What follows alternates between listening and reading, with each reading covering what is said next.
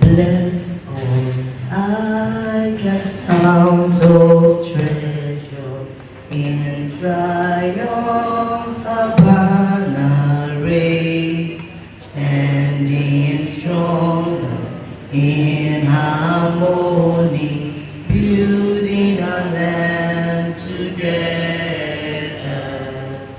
Dreams of our founding fathers, we are striving to attain, accounting values that we share, through all ages be sustained. Institute of Chartered Accountants of Nigeria,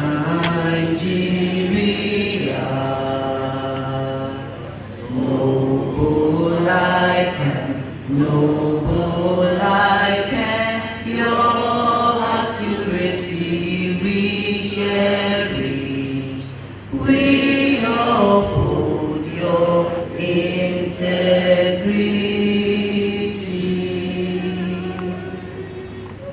Shall we please close our eyes as we pray? Heavenly Father, I will say thank you. I am the I am, will bless your name because there is no one like you. We thank you because you are the ancient of the days. You are the one that was, you are the one that is, you are the one that is to come.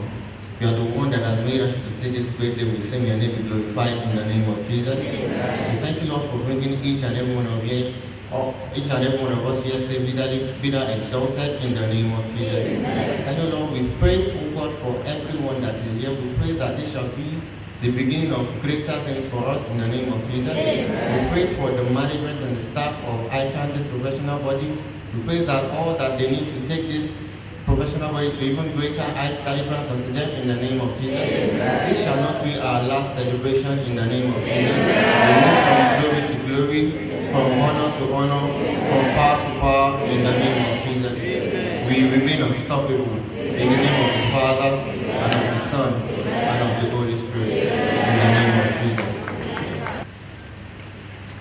morning, everybody. Are we excited that we are here today? Are we excited that we are here today?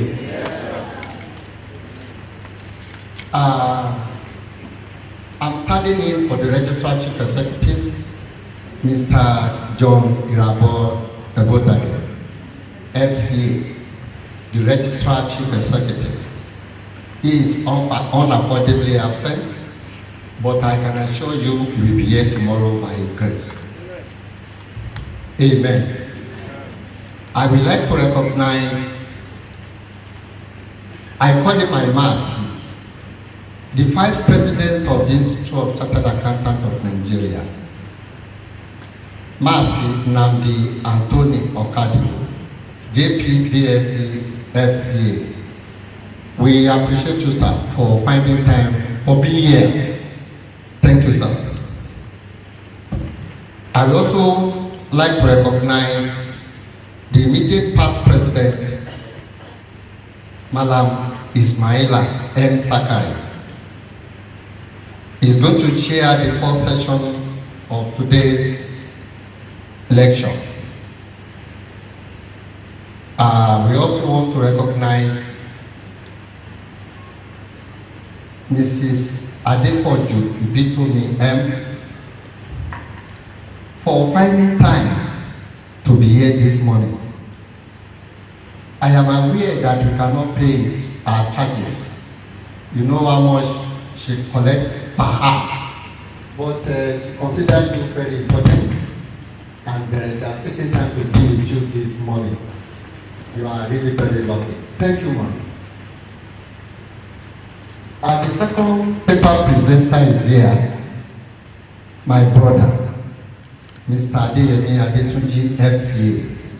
He will also be talking to us later today. He has the paper too.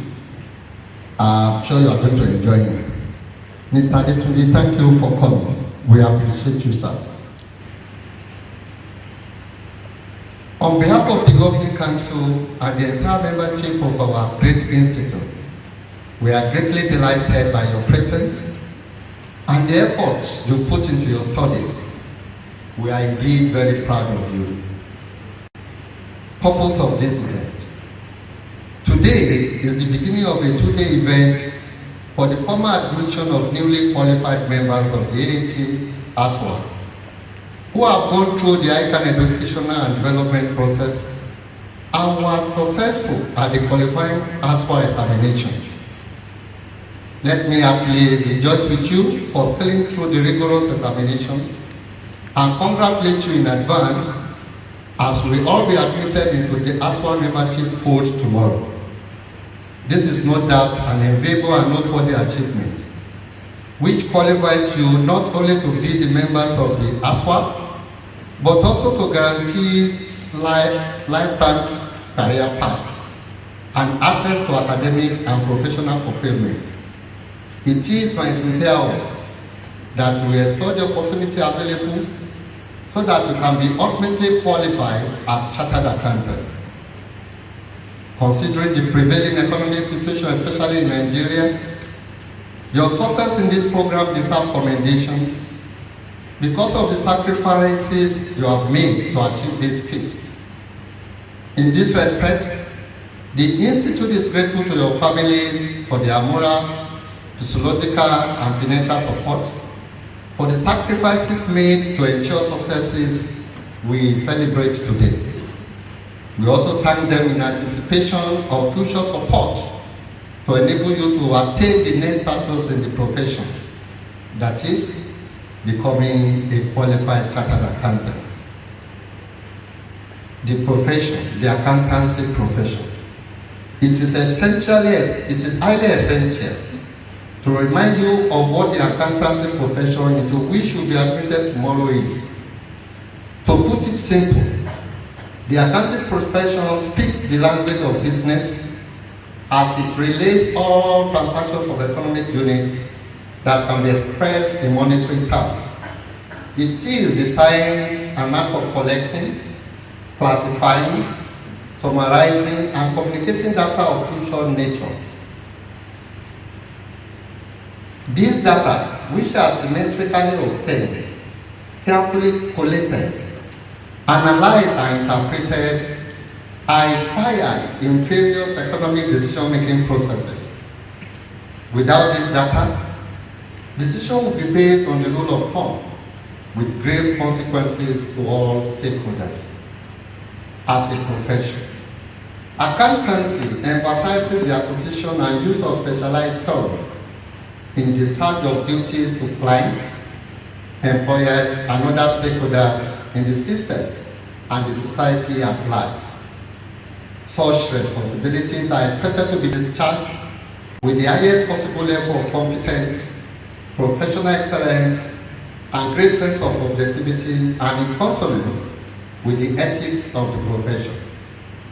That is, the qualified accounting professional must exhibit the following attributes: mastery of particular intellectual skill, acquired through formal education and practical training, rendering of professional services to clients, employers, and to society as a whole with high technical standards, display of objectivity at all times, and maintenance of independence, and adherence to rules of professional conduct which prescribe the minimum acceptable norms expected of all members of the profession. In the business, economic, and political environment, the services of professional accountants are constantly sought.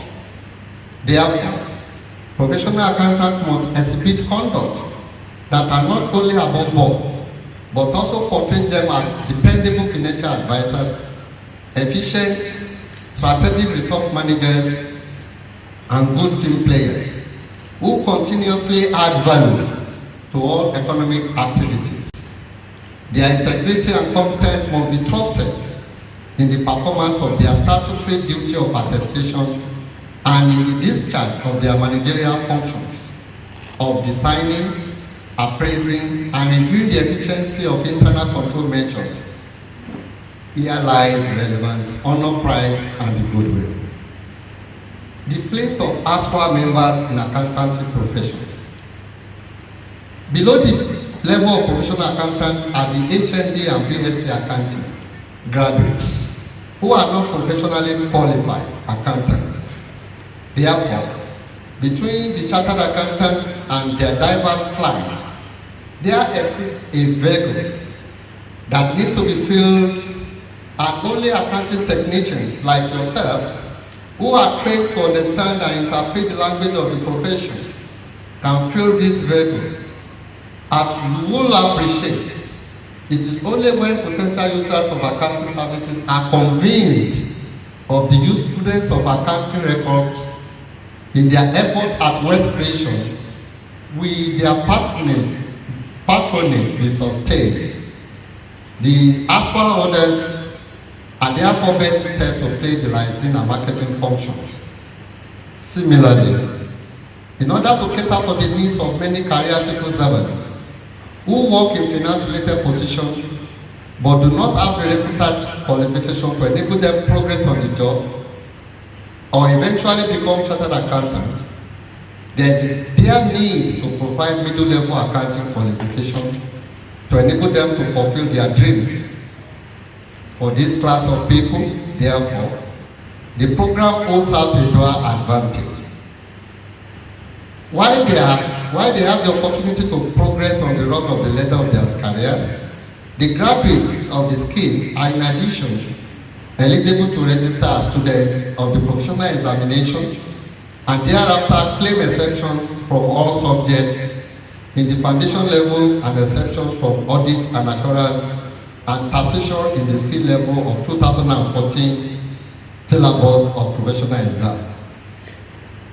Are we aware that this syllabus has been revised? Do you know that the syllabus has been revised and is effective from 2019 November exam? My prayer for you that you are not going to be part of that syllabus, that you will qualify before the commencement of the syllabus, but you need to work very hard. Duties of the accounting technician. As I have already mentioned, the accounting technician is adequately equipped to support the chartered accountant who is expected to groom, mentor, and nurture him or her in becoming a qualified member of the institute. In addition to the various duties that will be assigned to him or her, the accounting technician will find himself or herself performing some or all of the following functions: collection of data related to the operations of the economic entity, classifying and storage of data in logical manners, analyzing of data to derive useful information, interpretation of the information generated from the operational data to aid decision making, and making forecasts and projections on the entity's operation. Irrespective of the sector of the economy you find yourself, the competence you exhibit will convince the public and the organization you serve that you are a truly professional. And I want to tell you, do you believe that you are professionals? Can you say, I am a professional? Oh, how many of them? Don't you believe you are a professional? Please say and let me hear this. Remember that to be trusted, you must be trustworthy. To be relevant, you must prove your professional expertise at all times. Let me also add that to sustain your standard, you must keep abreast of development in our profession, that is, accountancy profession. This is because we are in a dynamic world in which production processes, services, and client tastes are constantly changing. Besides the advancement of information technology, this has significantly changed the way financial information is gathered, processed, and disseminated. Except you constantly renew your skill through training and retraining programs, seminars and conferences, you will slide into irrelevance, and your skill may not be able to solve emerging problems. This is not what we desire for you, and no one desires this. Therefore, you must ensure that you do not lag behind or become irrelevant by not keeping pace with the ever-increasing demand and expectation of the professional mirror stakeholders. Rules of professional conduct for members of the Institute.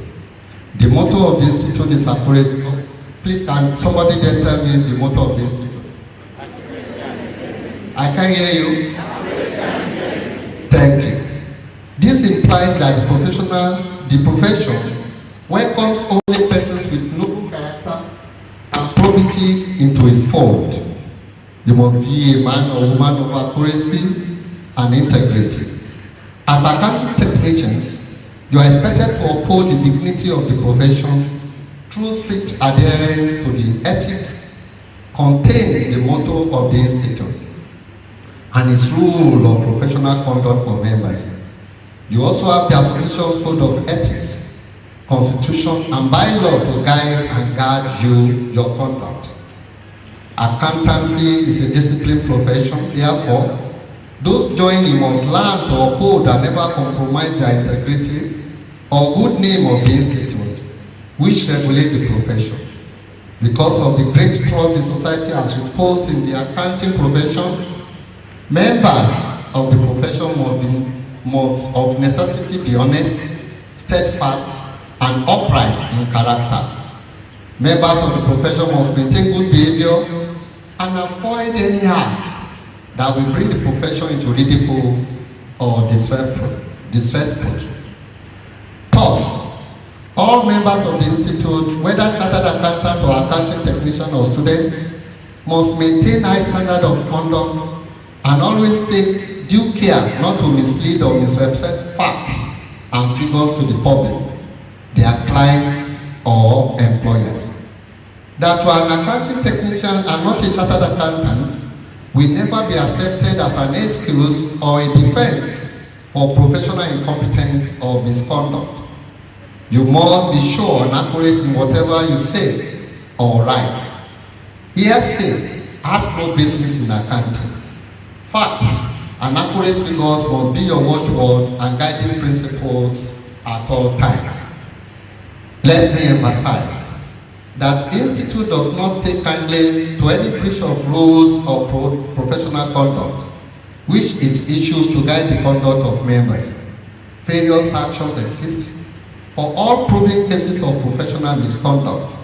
To this end, the Governing Council of our Institute has constituted AATWA Investigating and Disciplinary Committee to investigate allegations against AATWA members and to consider report of investigation in order to recommend appropriate sanctions to discipline any erring member.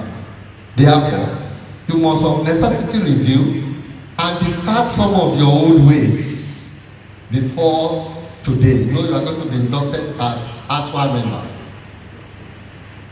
Therefore, you must also of necessity review and discard some of your old ways which do not conform to the norms of the profession.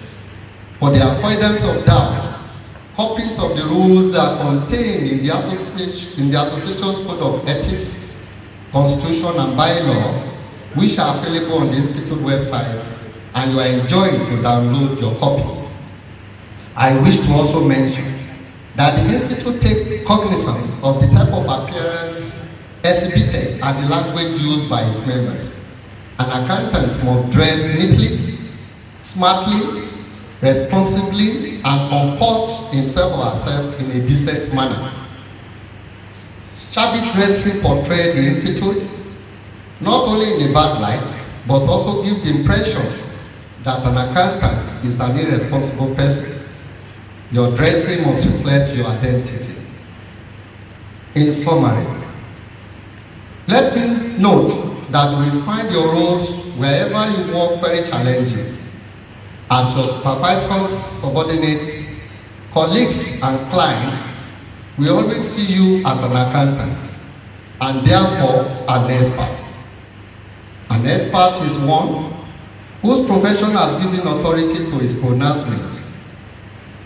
That is the authority that is being conferred on you tomorrow. Your experience and quality makes you an expert on the job. Your chief accountant, finance director, your CFO and CEO will look upon you as a professional colleague and expect you to adequately hold brief for them whenever they are not around. I implore you to always imbibe the culture and principles of good corporate governance. To a large extent, your ability to support and relate with your superior, peers and subordinates will have effect on your future prospect. This is very important. I therefore pray that the Almighty God will give you the grace to excel and progress in this chosen career. Amen. Amen. Once again, on behalf of the Institute of Chartered Accountants of Nigeria, the Council, and the entire membership, I congratulate you for coming this far. I wish you a successful career in the noble profession of accountancy, and God bless you all. Thank you.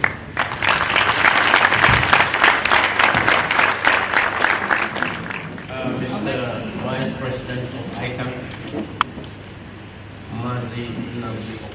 FCA, guest speaker, or guest speakers,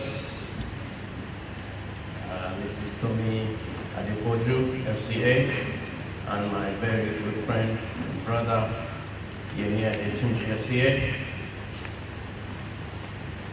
Deputy Registrar of Corporate Services of ICAN, distinguished members of AAT Executive, the newest AAT inductees. I want to congratulate you for starting the journey towards becoming AATs. I believe that today you're in the waiting room of becoming AATs. Okay? So today, we are privileged to be here to speak to you. You know, in this our profession, we have 3 E's. One is education, the next one is experience, and the next one is ethics. And you should prepare to receive an excellent presentation which is very interactive. She's a thoroughbred professional, an accomplished chartered accountant, a good speaker, and a role model.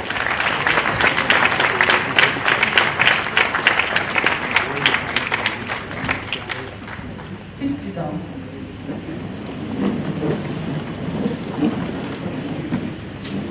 The Vice President, ICAN, the immediate President, the members of the Executive Committee of ATWA, distinguished guests on the high table, and of course, our distinguished ATWA members that are being or prospective inductees.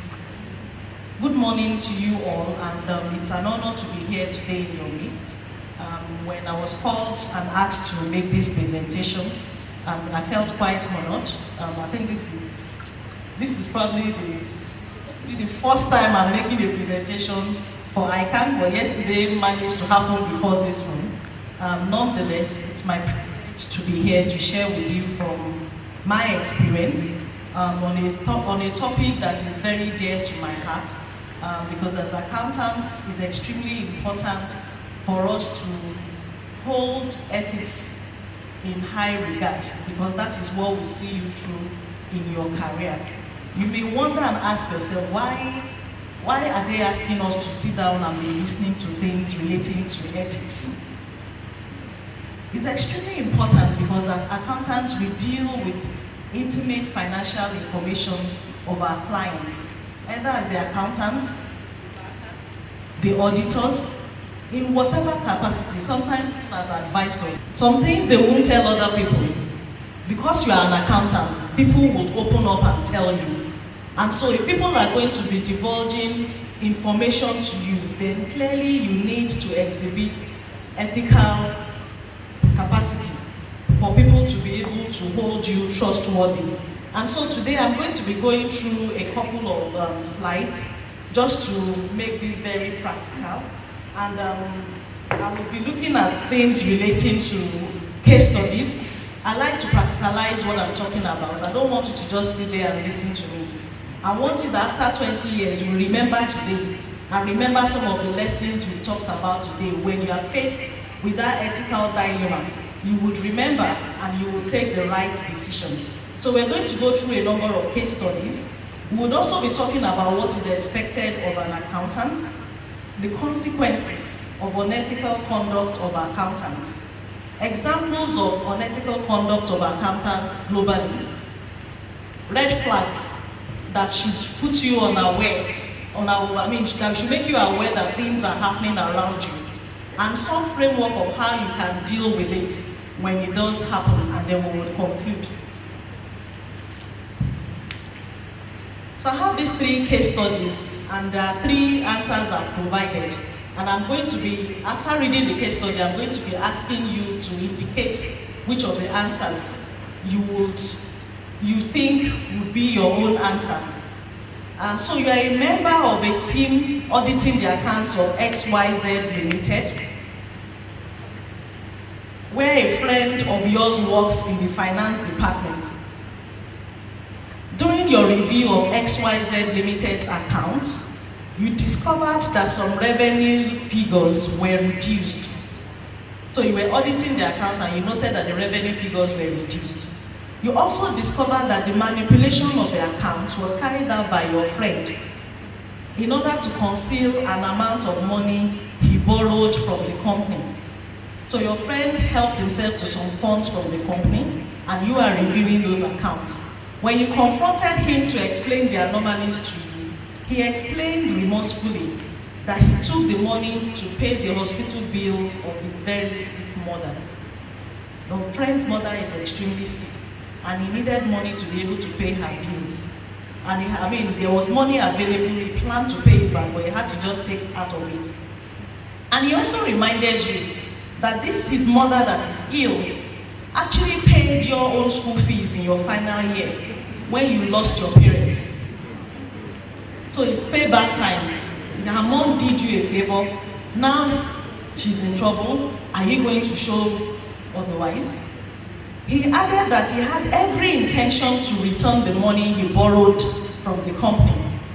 Your friend also begs you to tell no one about the fraud and promises not to do so ever again. So there are three things you can do. One, you do not report the fraud. However, you warn your friend sternly and ask him never to repeat this again. Option two, lend him some money to pay back so that he can regularize before your report is due. After all, it's only both of you that knew about it. Option three, report all your findings accurately without bias and risk losing your friendship, even if the friendship of somebody whose mother paid your school fees and allowed you to be in the position that you are in today. So what would you do? This is the dilemma. How many people are going to choose option A? Please, let's be very bold. We are being practical here. And there are no sanctions. How many people will choose option A? Let me see your hands up, please. We are now hiding. How many people are going to choose option B? Sorry, okay. How many people will choose option C? Okay, please, I need the microphone there. I would like to ask some of the recipients to explain to us why you are choosing. So this my brother over here.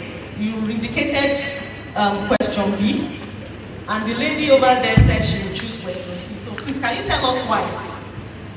My name is Yada Kawashi, and the option I'm going for here is to lend him some money to pay back so that he can regularize that account. So he's my friend, and the first thing in this type of case is relating to quality, whereby there is going to be confidentiality of information and maintaining your ethics. So I'm going to lend him the money so that can you pay back, and when you pay back, the account is regularized. And later on, I'm going to carry my body published. Okay, let's give him a round of applause. He has the boldness to stand up and say what is on his mind. So can our lady please tell us why you are choosing option C? My name is Kiruka Cecilia Ede. I'll choose option 3 because the company that employed me or the company that asked me to report to them need the truth and for me to be honest and do my work as an accountant. So I have to report everything to the last people so that tomorrow that my friend will not go to another place and make the same mistake. Okay, if you remember what the keynote address that we just listened to, there were a number of things he mentioned. He talked about integrity. Whose money was borrowed? The company's money, right? Did he take permission before dipping his hands into it? Okay. How do you know that's the only one he has done? And there are no other ones? You are raising your hand. Okay. Are you in support of A or B? Good morning, everyone. My name is Amisopo Elisansi. To me, actually, before the auditor is going to sign the letter of engagement, in auditing, we have independence. So since he's aware that the person is very close friends with you, so at least to be safe and you know everything about our mother and everything like that, you shouldn't sign the letter of engagement at the first place. So you don't have to trust anybody in this type of things.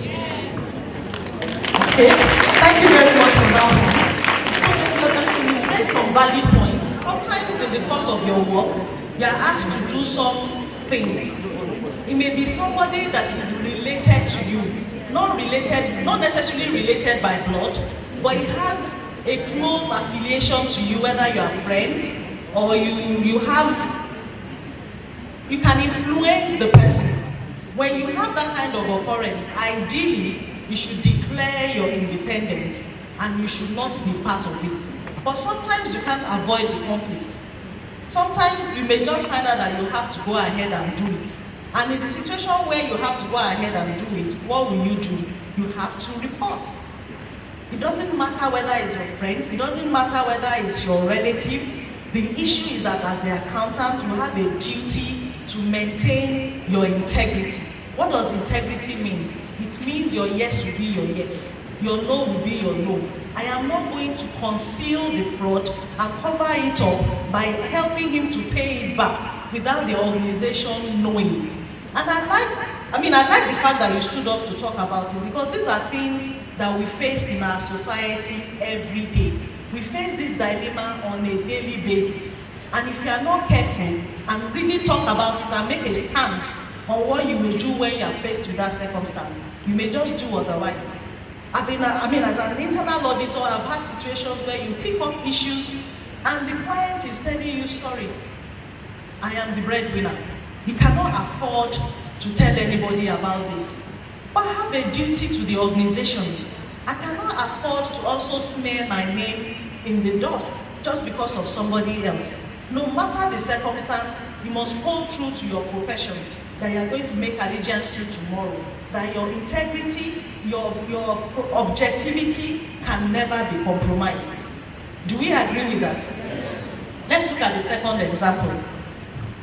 Okay. In this case, the firm you work for is about to participate in a competitive bidding process to be appointed as the auditors of a top financial institution. The newest member of your team was recruited from the financial institution. Although he was not involved in the tender process, a former colleague and personal friend of his was heavily involved in developing the tender specification and will be actively involved in the evaluation process. So you are the newest member of your team that just joined you. Where he was working before, he had helped to develop the tender specification that your new company is now trying to respond to. And his friends are also going to be involved in the evaluation process. Your new team member has had sight of some of the evaluation criteria and has offered to share confidential information with you that may be of use to your firm when preparing the bid. And at the end of the year, you are going to be evaluated. And these are some of the things they'll be looking at. Your evaluation also flows into your promotion, which ties into your compensation at the end of the day. So it's a big deal for you. You understand that the use of any insider knowledge of the tendering process would be inappropriate when preparing the bid. But you would have a better chance of success if you use the confidential information. What will you do? A. Refuse the information but leverage on your team members' relationship to make your firm's chances better. B. Refuse to accept the information directly, but make sure the team member works extensively on the bid. C. Refuse to accept the information and ask the team member not to share the confidential information with the team. What will be your response? How many people are for A? Now you know I will call you and nobody wants to raise up his hand. How many people are for A? How many people are for B? Okay. How many people are for C? How many people are nowhere?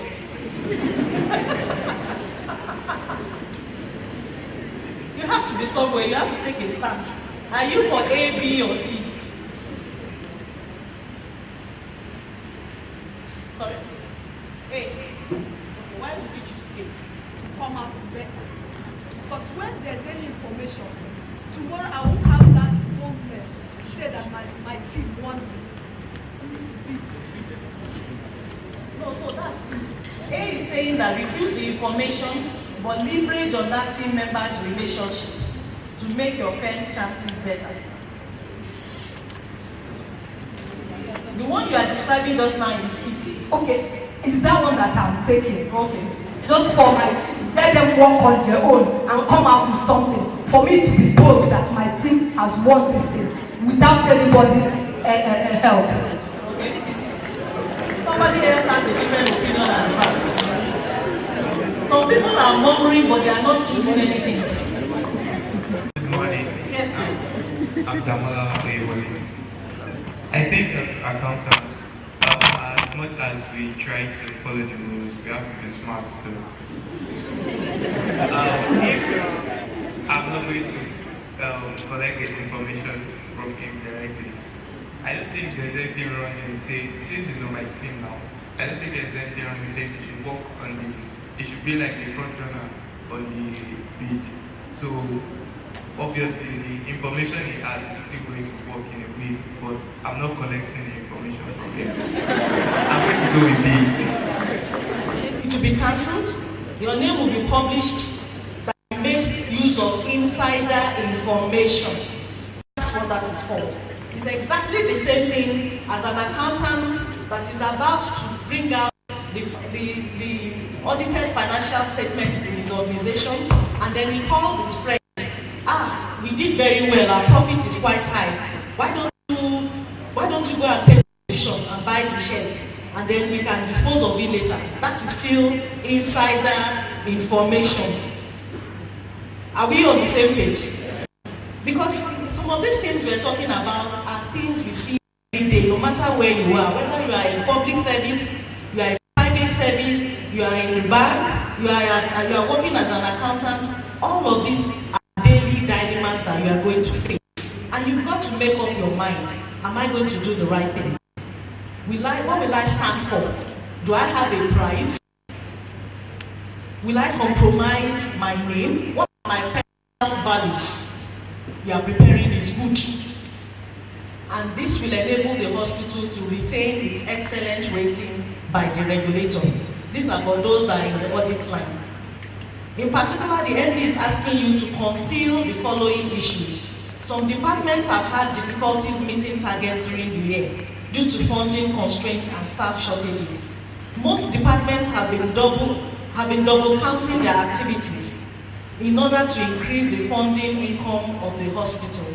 The MD has requested that you conceal these issues in the short term while he reviews the position and puts in place a plan to rectify the situation. Is this an ethical issue? What is asking you to do? Do you think there is an ethical issue there? Yes. You are not saying it boldly. Yes. Because if somebody should ask you now, are you going to commit fraud? You say no. But fraud doesn't come with FRAUD on top. It comes in little things like this. These are the ways it shows up. Is there an ethical issue? Yes. Will you conceal the information? Thank you. So, what are the things that are expected of us? We have started talking about them from the keynote address. There are about 5 of them. Talks about integrity, objectivity, due care, professional and technical competence, and our professional behavior. Let's just look at each one of them. The first talks about integrity. Integrity is the quality of being honest and having strong moral principles or moral uprightness. It is doing the right thing even when no one is watching you. No one needs to be there. The ICAN president does not need to be there. You just know that because I'm an accountant, I have integrity, and above all things, integrity must come first. As members, we are expected to be straightforward and honest in all professional and business dealings and relationships.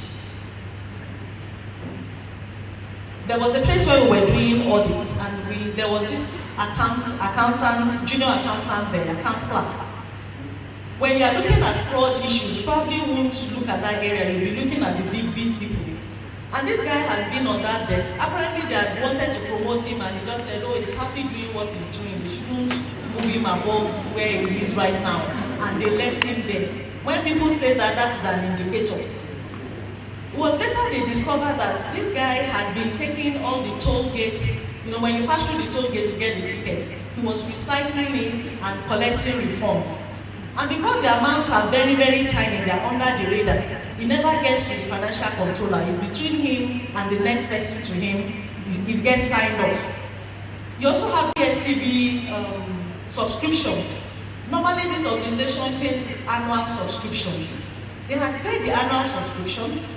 At the same time, this guy then goes to start paying for subscription on a monthly basis. And because subscription is less than 20,000 naira, nobody notices.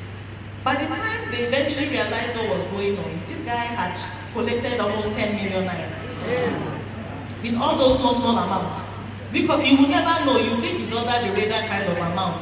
But he knew what he was doing, and he knew why he didn't want to be taken out of that seat. He's an accountant, but those are not the type of accountants we want in this profession. The person he was also reporting to that should have paid more attention and scrutinized what was being signed also wasn't doing the work that should have been doing. And so both of them at the end of the day, they failed in the area of ethics because they didn't do what they should have been doing. Objectivity. Objectivity means lack of bias. It means lack of bias in your judgment, your prejudice. Maintaining one's objectivity is the most important job of an accountant. Irrespective of who is there, you need to maintain your independence and your objectivity. It doesn't matter whether it's my friend, I have to stand and do the right thing. I must be objective in what I'm doing. Of course, when people now give you information that is superior to your own, you also need to be able to bow to superior knowledge. However, you have to be objective. Due care. As accountants, we must show due care in our profession. Due care refers to the effort made by an ordinary, prudent, or reasonable party to avoid harm to another, taking the circumstances into its account. It refers to the level of judgment, care, prudence, determination, and activity that a person would reasonably be expected to do under peculiar circumstances. As a member, if you accept a job or you accept an assignment, it is your obligation to carry it out with due care. You must review thoroughly. You must check that whatever information you have there is true. You can stand the test of vigor. You can defend it anywhere you go to. It is when you have done those that you say you have shown due care. The fourth one is professional behavior. Professionalism imposes an obligation on all accountants to comply with the relevant laws and regulations and avoid any such action that may bring discredit to your profession. Professionalism starts from even the dressing, it starts from your comportment, it starts from your behavior, it starts from how you talk even while you are in public. Don't do things that will bring discredit to the profession. Your conduct is extremely important. The fifth area talks about professional and technical competence, and this is extremely important. The first speaker in the morning had mentioned that you have done this and gotten to this stage. This is not yet Eureka. You need to move ahead. You need to strive for excellence. You need to continue to read and be on the cutting edge of knowledge. You need to go on and become a chartered accountant. And when you reach there, you also need to strive to become an FCA. Get to the pinnacle of your career. That is what it means. And of course, as you read, you are also bringing it into practice in the work you do. And so professional competence is the ability to perform the duties of one's profession generally, or perform a particular professional task with the skill of an acceptable quality. You cannot demonstrate skill when you do not read. You cannot demonstrate skill when you are not paying attention. Technical competence is the knowledge of and the skill in the exercise of practices. How much do you know IFRS? How can you prepare accounts when you are not on top of IFRS? You need to demonstrate skill as accountant. That's what whoever your employers, that's what they will be looking for. As far as they are concerned, if I say I'm looking at somebody and is an accountant, I want him to bring the professional competence to bear in the work. People are going to be looking up to you. Don't fail them. Ensure you are always on the cutting edge of knowledge. So what happens when there are unethical conducts in the society? It impacts a lot of people. It can impact the government because the government they will undermine market mechanisms, especially if there are issues in the stock exchange. There will be loss of taxes because money has been taken out and adequate revenue is not being declared. It can impact employees, loss of jobs, especially if the company ends up crumbling. It can impact the customers, creditors, suppliers, everybody. So from one little action of one person, what do you think happens? It impacts everybody. Can we remember the case of Enron? How many people have ever heard of Enron? One single thing that happened in one small place in the US, the company collapsed totally. It impacted other accountants all over the world because of one single action. So don't sit down there and think, oh, it's just me, it's just this little thing. That action can actually go a long way to destroy the good of others, to destroy corporations, to destroy even what people have strived to build over a long time. And I'll show you one or two examples. There was this Gotex Fund Management Holdings in the US. The accountant stole more than $3.5 million from the company. How did he do it? From April 2011 through 2015, he made wire transfers more than $3 million from his employer's accounts to his own personal account. He also forged signatures on about 46 checks and fraudulently paid himself about $456,000. He concealed this scheme by making false entries in his employer's electronic accounting system and altering bank statements he obtained online. So they were having online bank statements, he altered it before forwarding it to his supervisor. At the end of the day, the company wasn't doing well, so he ended up being laid off with the others. It was after he had been laid off, they now discovered the fraud. And of course, he was caught. It may take a long time, but karma would always happen. He was sentenced to 51 months in prison, 3 years of supervised release, and ordered to pay restitution of $3.5 million.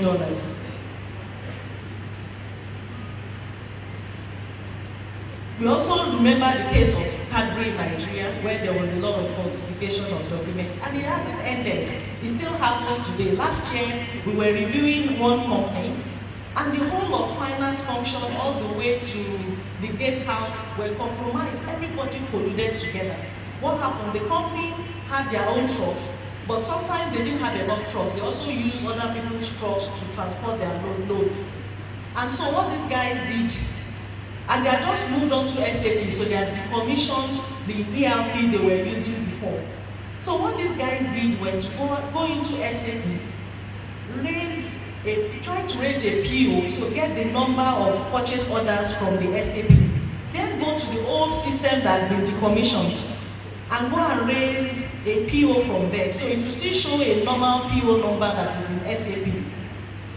Of course, they mentioned that, oh, when it was month-end, SAP wasn't working, so they had to default to the old system, which head office did not know, because as far as head office was concerned, you are supposed to be using SAP. So when they go and print out all of those documents from outside the company, the account team will sign off, the procurement team will sign off. When it gets to security, they too will sign off.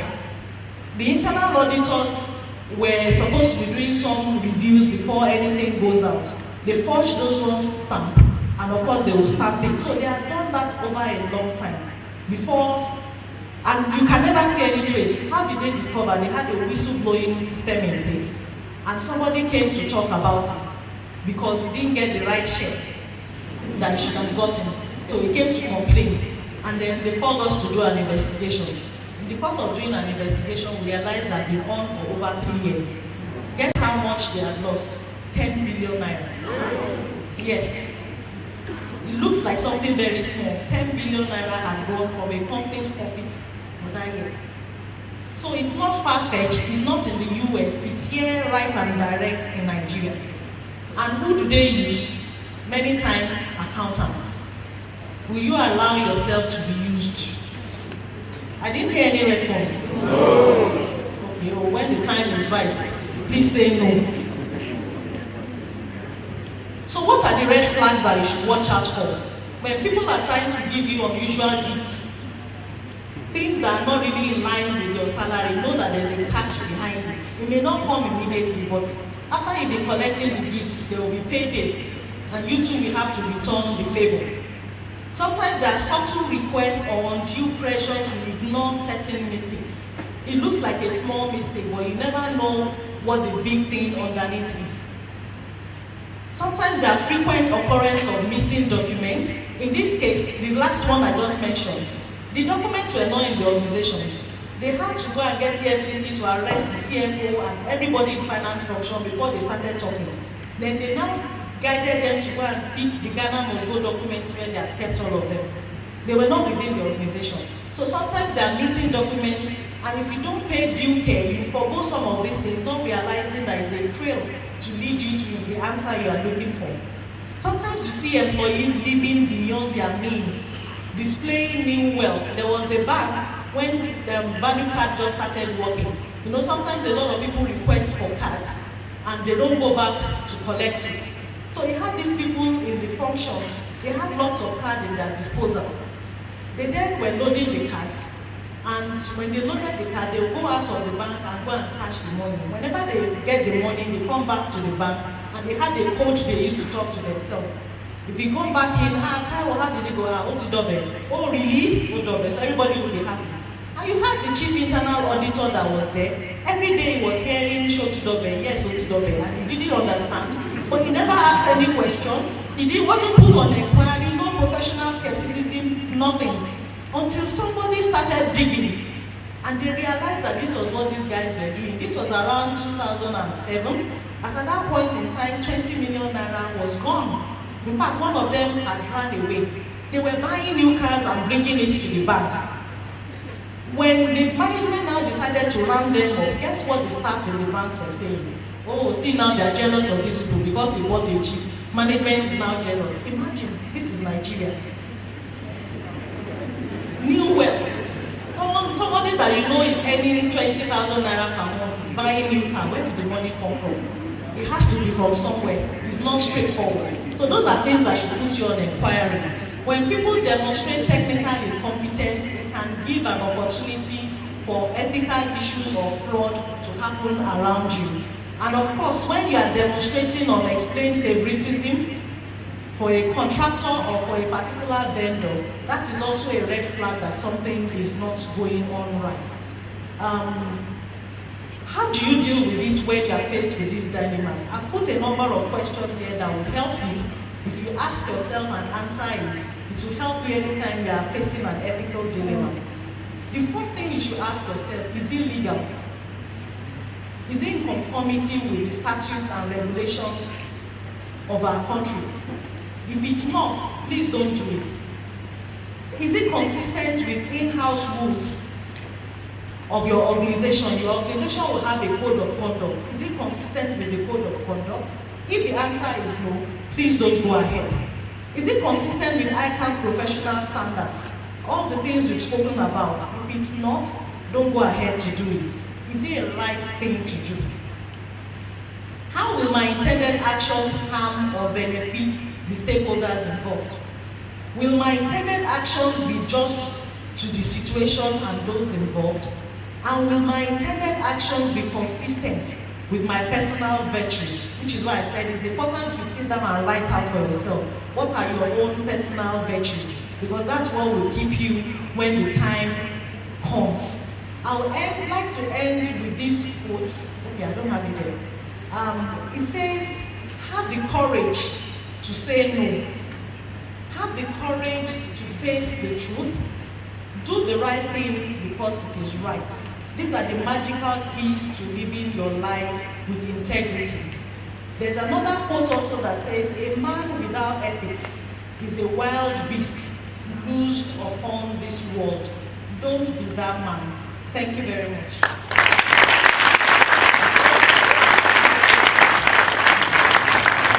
Thank you very much.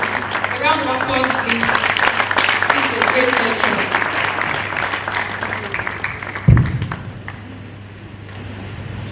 Mr.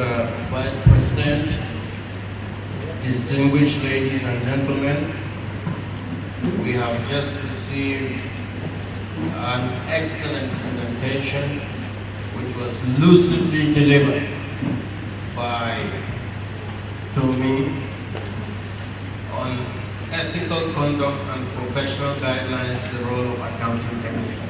Please let's give her a sounding round.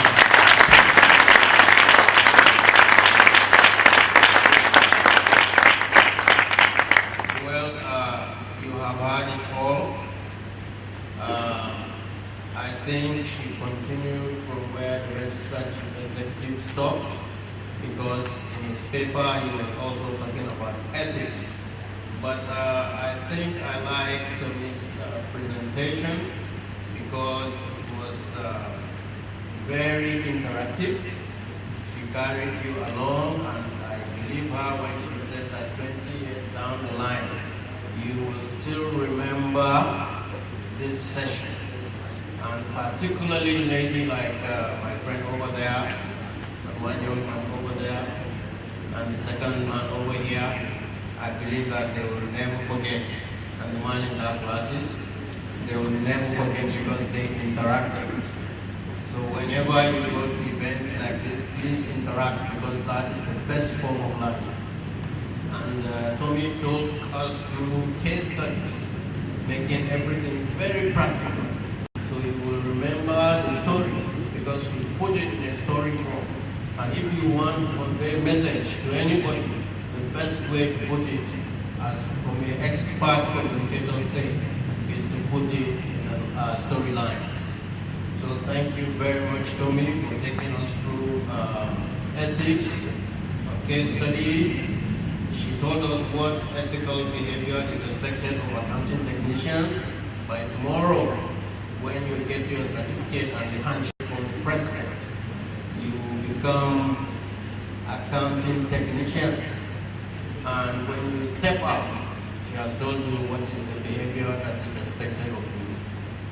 And the registered chief executive has also told you that you should comply with everything, and that you go and download some information on the website and abide by it. Otherwise, that there is some process of bringing you to account.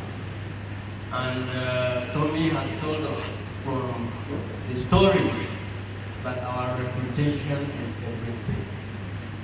That's why we're talking ethics. Our reputation is everything. And every day, all of us on this side of the divide, we live with ethical dilemmas. These are situations where you real life situations outside test your compliance with ethics. They test your mind and say, oh, should I go left or should I go right? Should I do this or should I not do this? But if you remember that your reputation is your best asset, then you will always be on the right side of ethics. I hope you took some notes. I believe that the presentation will be sent to you or posted to you by email or hosted on the website where you can download it. It is something that you should keep and look at it from time to time. But most importantly, I think it is those ethical red flags and the ethical questions. You remember the ethical questions? For those of us that are on this side in practice every day, because we are in practice, even technically, we always have somebody we refer to. In my firm, I have a co-partner that I bounce off issues with. And it is also expected that I have somebody outside my firm. And on this table, I'm privileged to say I have two of them. The mere detention is someone I pick up my phone and say, what do you think about this? I'm not going to tell you the real story because you have issues of confidentiality. So you put it in a scenario form. And I ask him, I say, what do you think about this? And so on and so forth. I just hear his own view.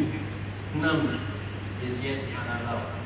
On the professional side, Uchen Nasaroku, late second deputy vice president of ICAN, used to be my professional good person, professional good person. And after she passed on, as a member of council of ICAN with my very good friend, Chibuzo Ayanichi, a partner in KPMG. He is now my professional good person.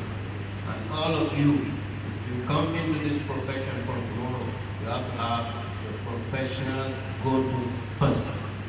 You may not tell him a real true story, but you have to put it in a scenario way so that you can, and you have to document. In our own practice in profession, when I go to Yemia Detunji, I have to document in my file that I have this matter, there is an issue, I have gone to Yemia Detunji or so and so date, this is how I put it, and this is what he told me to do. It's my own business to accept or, not accept what he told me. But the professional standards require that I go to. I must have a good person in my firm. I must have a good person outside my firm. So this is part of ethics. And I'm going to, I'm sure maybe some of you have some questions. So we'll take questions, quick questions from any of you who have questions to ask about the paper presented. Yes. Good afternoon. My name is ICAN-ngr. I actually like the presentation. Now, I have some things bothering me concerning my presentation. The first is, you told us to be independent, to show maximum integrity and objectivity. Now, I would like to know, what does the institution as a whole, what protection does it have for any individual or let's say an accountant who is willing to go into this objectivity at all costs? Because let's take an example now. As an accountant in an organization, there's an organogram. You have who to report to. Now, your head, your superior, wants you to perpetrate a fraud. Then you as an accountant, you can only report to that superior, not the above. Now, you can see it from this situation that if you refuse to do what he has told you to do, the working environment will not be conducive for you anymore. Now, if you want to go out to whistleblow, we can say, let's take what happened in Nigeria. I had a case. Someone actually whistleblowed, but was later sacked. Now, let's now bring that into the accounting profession. Let's say after doing that, you were later sacked. What does the institution has? What protection does the institution has for such person? And secondly, on the case of the first case study, you took the friend relationship man. Now, that happens to be in the case of an external auditor, where you don't report to your friend. But what if you are an employee of that organization and you've been told, if you don't do this, this is what you are going to be employed, this is what has been happening in the organization, but you now want to come in and start changing everything. Then if you don't fall in line with what is happening, you are going to make this place totally unconducive for you. In that kind of situation, what would you advise such a person to do? And last one, you said we should do the right thing because it is right, man. But man, what if in a situation you have to consider the cost and the benefits of you before you actually doing the right thing? Because let's take Nigeria economy now. We know to actually get a job is very hard. And you want to, at all costs, stick to the job which you got in. You have to consider the cost of you doing this, because if I do this at the end, I might be sad and I have my family to cater for. So maybe you can make questions like that.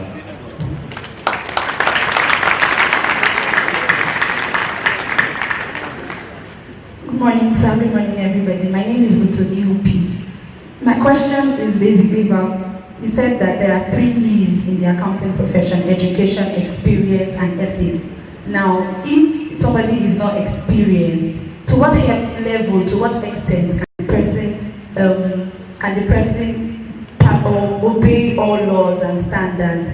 For example, Ma, you said we heard that you've been 20 years down the line in the profession, and who you are now is definitely not who you were the first year or the first day you started. So how do we develop ourselves to get to that level? And in the case of ignorance, maybe you are with an audit group and maybe you don't know what is happening, or maybe you don't know you're supposed to say this, and then how do you actually grow in terms of experience to fit in to all these things you told us about? Thank you. Good morning, everyone. I'm Okewa Bami. I have an ethical issue. I'm going one day, and when I was going, I met the police. I was doing the work at the office, which I have a deadline to meet. So I was going home late, and I met a SAS. Though, ethically, you are not expected to give bribe. But looking at the issue, the person can shoot you. And at that moment, are you expected to give a bribe in that instance, or you live your life?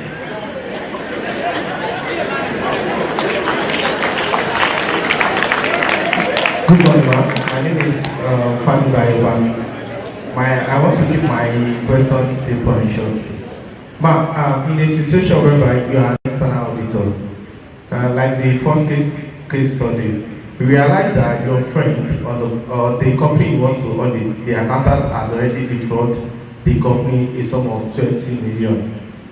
And this person is actually telling you that it's either you take 10 million out of this, or your family life and your life is in danger. Please, what will you do, ma'am? Thank you very much for those questions. We will now listen to Toby's response, and after that I will also make some contributions to some of the questions that are asked about the institute. Thank you very much, sir. I'm very sure the people on the high table will bail me out for some of them. Okay, the first question, what protection does the profession have for an accountant that's chosen to go the ethical way? If the superior wants to practice fraud and you don't, what will you do? Ideally, a number of organizations should have a functional whistleblowing mechanism that should protect the individuals and also guarantee anonymity. We recognize that not every organization has that, and so even in the exposure draft of the Code of Corporate Governance that was issued recently by FRC, that's one thing that organizations have been mandated to put in place. However, even if they don't have that, I am sure of the people on top, there must be at least one individual there that will stand for the right thing, not necessarily your supervisor that you can report to. I'll probably make this with a number of the other things you asked. Sometimes, and many times, to live ethically, it comes with a cost. You've got to count the cost. Are you willing to pay the price? So if somebody says you are not going to be promoted unless you sleep with me, am I not going to say, okay, yes, let me compromise and do what I don't want to do just because I want to get to the top? Is that what will sustain me there? Because I can get there, but what will sustain me when I go there is your ethical values that will keep you and sustain you there. So you have to be ready to pay the price. Sometimes the price may be you have to leave the organization. It has happened before. And the way nature has a way of compensating. Because the same people that are watching you taking a stand for a particular cause, somebody requires somebody of that nature in the same organization, in another organization, and is looking for that quality. When I'm employing a staff into KPMG, integrity matters for us. I don't want a staff that I'm going to send out to the field to go and vouch something, and he didn't see it, but because he's lazy and tired, he comes back to say, I have seen it. Because the chain goes all the way up. From that staff that says, I have seen it, the senior says, oh yes, he saw it, documents it. He gets into the report, the partner presents the report, meanwhile it's fraudulent and it's a lie. At the end of the day, when the issues are exposed, The brand of the organization, this professional certification of the partner is what is called to order, just because of a single action. And so most times you are even testing the integrity from the interview process. What will you do in this kind of scenario questions? We will ask the same questions and see what the person will say. Because that shows you, a fruit will show what the leaf will become. It shows you what is inside the person when the chips are down. And because I need to be able to place reliance on what you have done. And so integrity will cost you. In the first case study, you said if you are told to do unethical things, I think it still boils around the same thing. You just have to determine your own personal values. You know, I told you that when you get home, you need to sit down and ask yourself, what are you made of? What are your own values?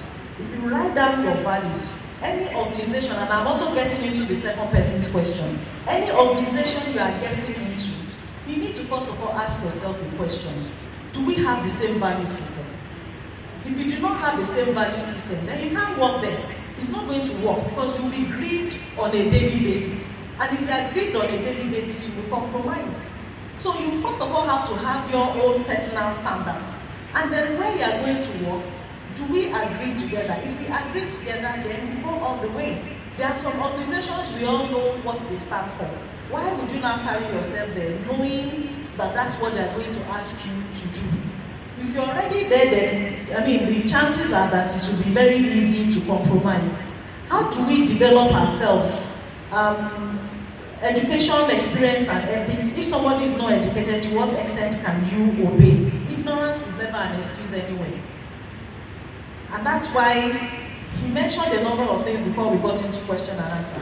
He talked about sounding boxes. Even at his level, he's been the president of ICAN. He's still having people that he uses as sound box. How much more you? You can never have it all. You can't have all the answers. There are people you would always have to ask questions, sound off your ideas, and then based on what they are telling you, it helps you to refine and shape your own answers and know what to do. Get a mentor. You are young. You need to be able to identify people in the society that you can look up to. You agree with the same standards, and you can go to them once in a while to discuss your career progression, to discuss your personal aspirations, and they will give you guidance and share experience with you. A mentor is always required. They can hold you and pull you to the top, to where they are. And of course, you need to do personal development. Either reading on your own. A lot of us young people these days, we all have phones. YouTube.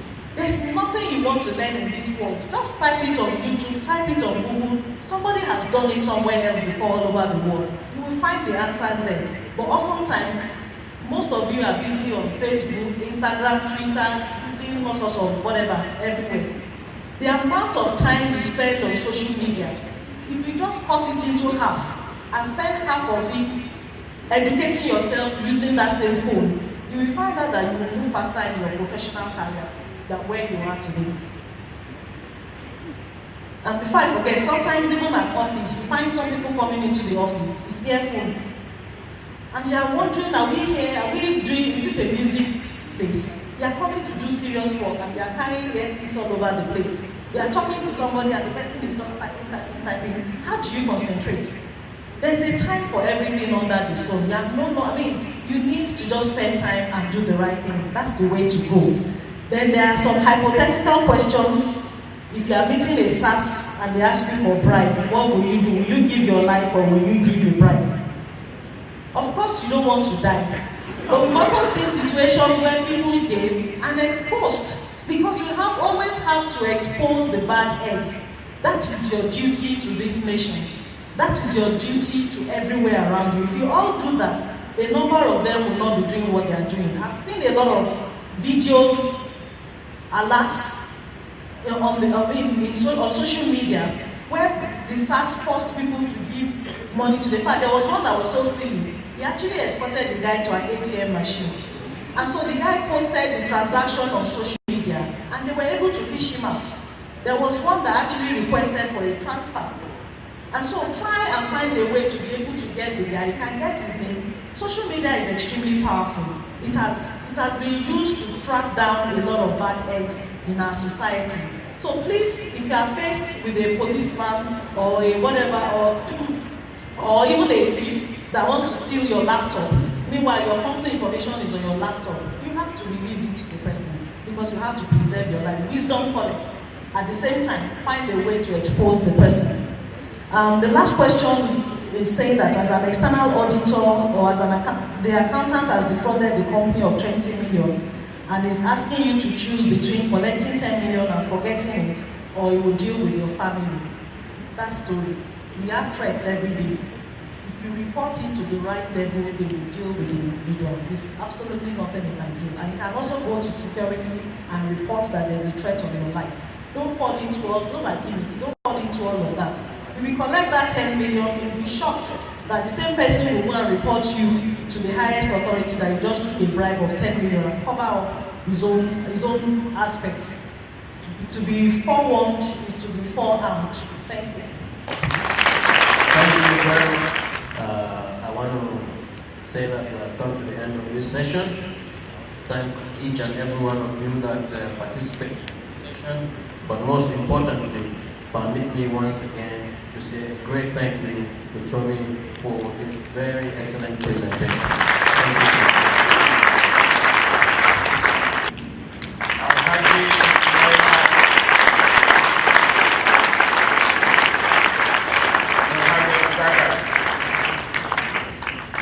This is an appreciation, sir, of your immense contribution towards the success of the Association of Accounting Technicians North Africa for induction taking place today.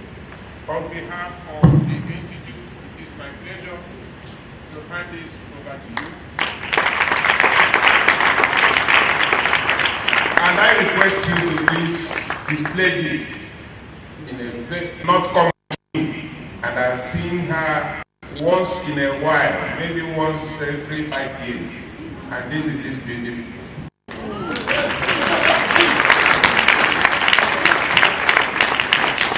So, madam,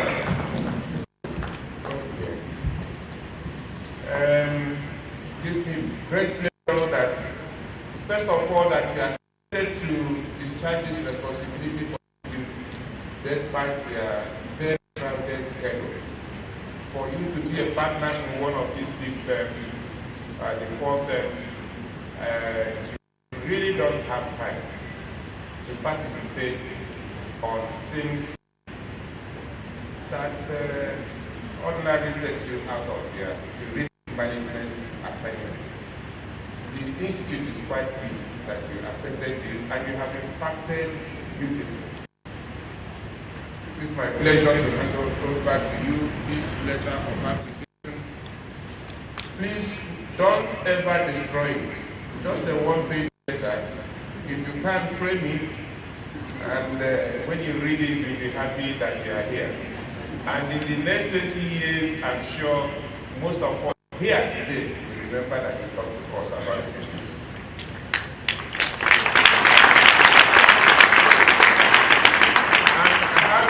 You and love you. I'll come to your office sometime very soon. And when I come, I want to see this light display conspicuous in your office.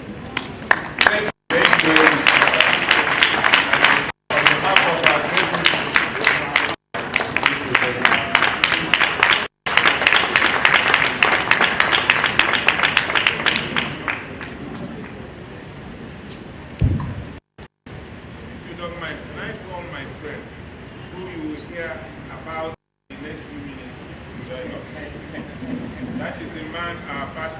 bounces on when he has issues.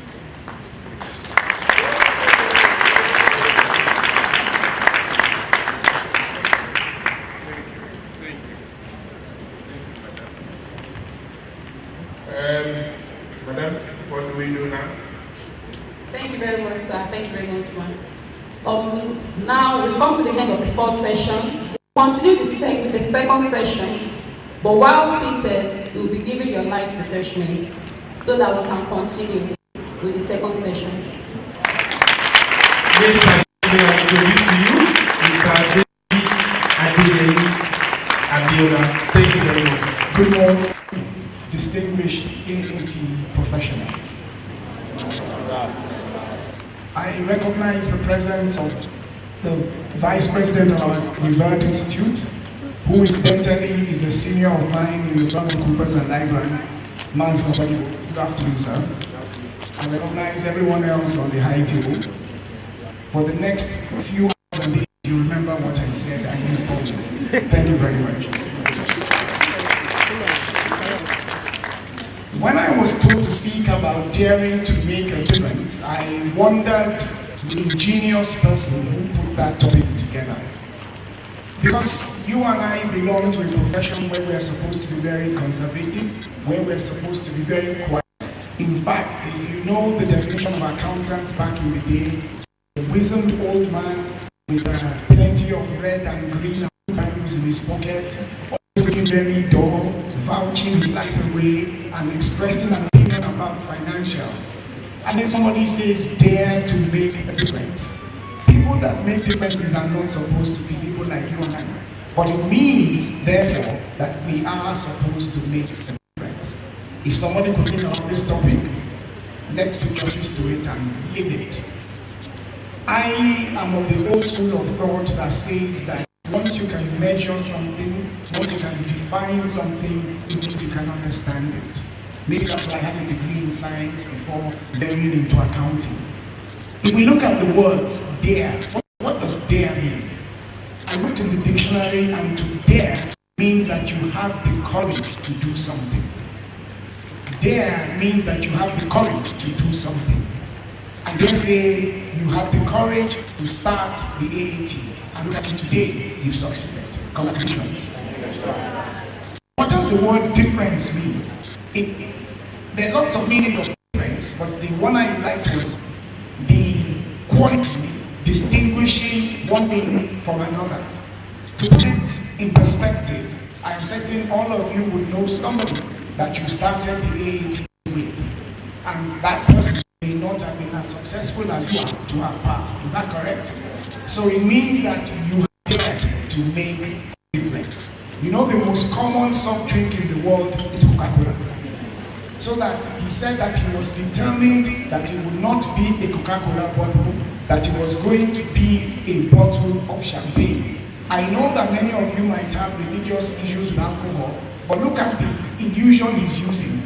That Coca-Cola is very common. Everywhere you go, you find Coca-Cola.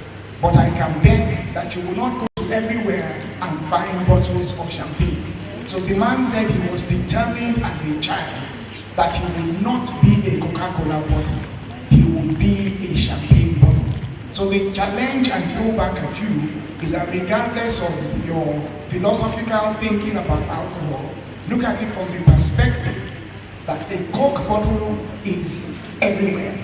A champagne bottle is very rarely found. So one of the first things that I'd like to suggest is that you dare to be a champagne bottle and not a bottle of Coca-Cola. That will distinguish me from the crowd that we all belong to. I like the military because from the military you learn a lot of things about leadership.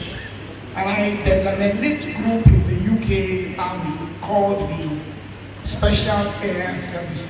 It's like when you join the Army, they give you really physical, mental, and intellectual challenges for you to join that group. And you know what their motto is? It is, who dares wins. Who dares wins. They have never been defeated. They've always accomplished whatever task that they have. But from the very day you join, it hit on you always is the motto, who dares wins. Let's juxtapose this with our lecture, with our topic for today, which is dare to make a difference. It is whoever dares that wins. It is whoever makes a difference that wins. Unfortunately, the Chinese also have a funny saying. They say that it is the tallest tree in the forest that is cut down first. But you know why it's cut down first? Because it is the only one that you notice. Daring to make a difference puts you above and ahead of everybody. So anybody who wants to bring somebody down is likely to look for he or she who has made a difference. But that should not scare us from making a difference. In life, we will always have challenges.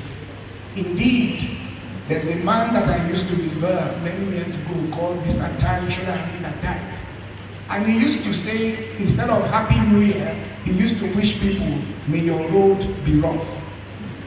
When your road is rough, instinctively as human beings, we want smooth roads.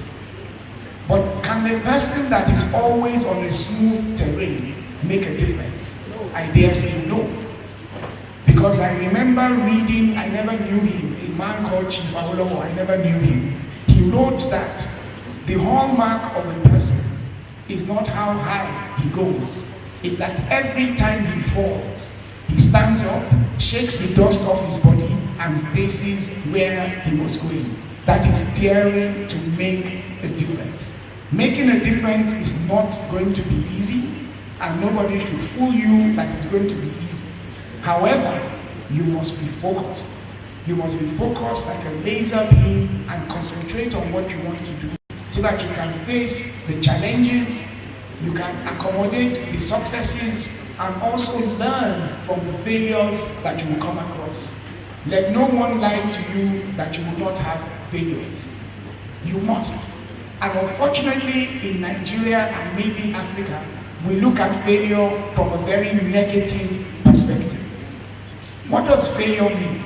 It means that you ventured to do something. And it means that at that point in time, the world was not ready for what you ventured to do. Does that mean that you will not venture again? Certainly not. What it means is that you will probably have to time what you want to do better so that the world can be appreciative of that new thing that you're doing. So we must accommodate in our lexicon the word failure. We must not avoid, we must not run away from it, we must appreciate that most of the successes that we see and that we praise people for, the one thing we don't see are the failures that they've gone through. I'm not talking about academics because some people are gifted. They sit for an exam, they pass. They even say they have only 3 months to study, they pass. But I'm talking about those people who are standing tall and that we praise them. There's an American president that almost everybody knows his quotations, and that stops thinking, Abraham Lincoln. I'm sure you heard about him. I understand he tried 3 times to be the US president. He failed. He wasn't elected. It was on the 4th attempt that he became president. Were he made of less sterling qualities, he would have tried first time. Somebody would have told him you're a failure. What would he have done? He would have stopped. If he had courage, he would have tried a second time, he would have failed, and somebody would have reminded him, sir, you do not know how to achieve it, and he would have stopped. Did he do that? No. He tried a 3rd time, and he tried. I recognize the presence of Chief Mrs. Adikite, our past president. Please give a round of applause. He tried a 3rd time, and he failed again. But what happened on the 4th time? He became the president of the United States of America, and he made a mark, didn't he? Because history has recorded him. Several quotations that we have today are his quotations. But what is the moral there? Is that you cannot afford to allow failure to mean a full stop. At best, it should be a comma. No punctuation marks. At best, in a sentence, it should be a comma, not a full stop. I asked about the AAT and what can an AAT become. I am told the sky is the limit for an AAT level. Is that correct? Is that correct? Yes. So therefore, talking about daring to make a difference should be everybody here in their pocket, in their brain, and in everything that they do, that they are going to dare to make a difference. Because like I explained to you, we accountants are traditionally conservative people. We hardly lift our heads up from spreadsheets, from trying to balance our balance sheets, from checking that all the entries in our income statements are correct, to confirming cash flows, to be doing bank reconciliations. We hardly lift our heads up. I am enjoining you today that you must lift your head up and aim for the very top, because the road less traveled is the road that leads to success. And I'm glad that before I spoke, you were spoken to about ethics. So I'm not talking about the road less traveled without an eye on ethical conduct. Indeed, I was told that ethics is the place of morality in business. Because before ethics became normal and second nature in corporate governance and in the world of business, it was a jungle. What was there was that the strongest man won. By whatever method, by whatever way, as long as you won. Ethics has brought morality, which we all are grateful for.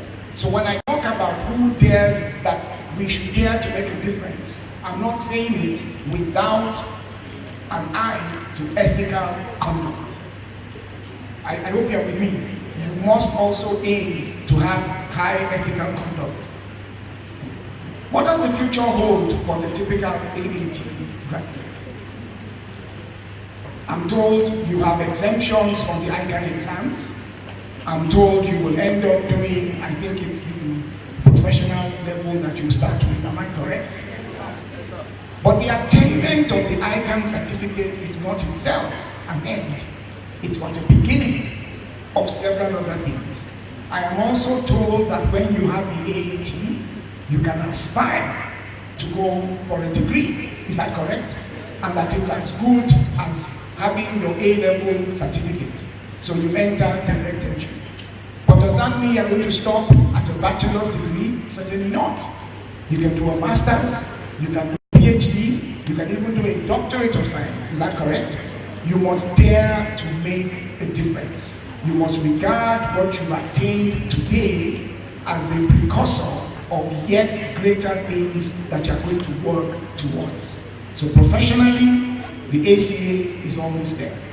Post that is the FCA. Academically, the BSc or BA is almost there. Post that should be a PhD. In other words, remember that you don't want to be a Coca-Cola bottle. You want to be a bottle of champagne. Is that correct? And you are aiming to dare to make a difference. When we look at government and the private sector in Nigeria, we have had accountants who have reached the highest levels in Nigeria. For example, as we speak today, the most senior civil servant in Nigeria is a chartered accountant. That's the head of service. It means that whatever we do, we already have a role model, we already have somebody who reached the peak of career in the civil service. I am certain you also know that in the private sector, whether it's finance, industry, or commerce, you have also had accountants who have run businesses. And I'll also shock you. Earlier this year, the first Nigerian or African to ever run a Unilever company in the world died. And I was shocked that he only had a primary school certification. That is late, they call him Dr. Abebe. I read about it. So it means that all of you potentially have a greater chance of becoming the chairman, managing director of UAC than he did. So would you dare to make a difference? Would you? For us in Nigeria, it's nice to know accountants who have gone before us and who have made great marks.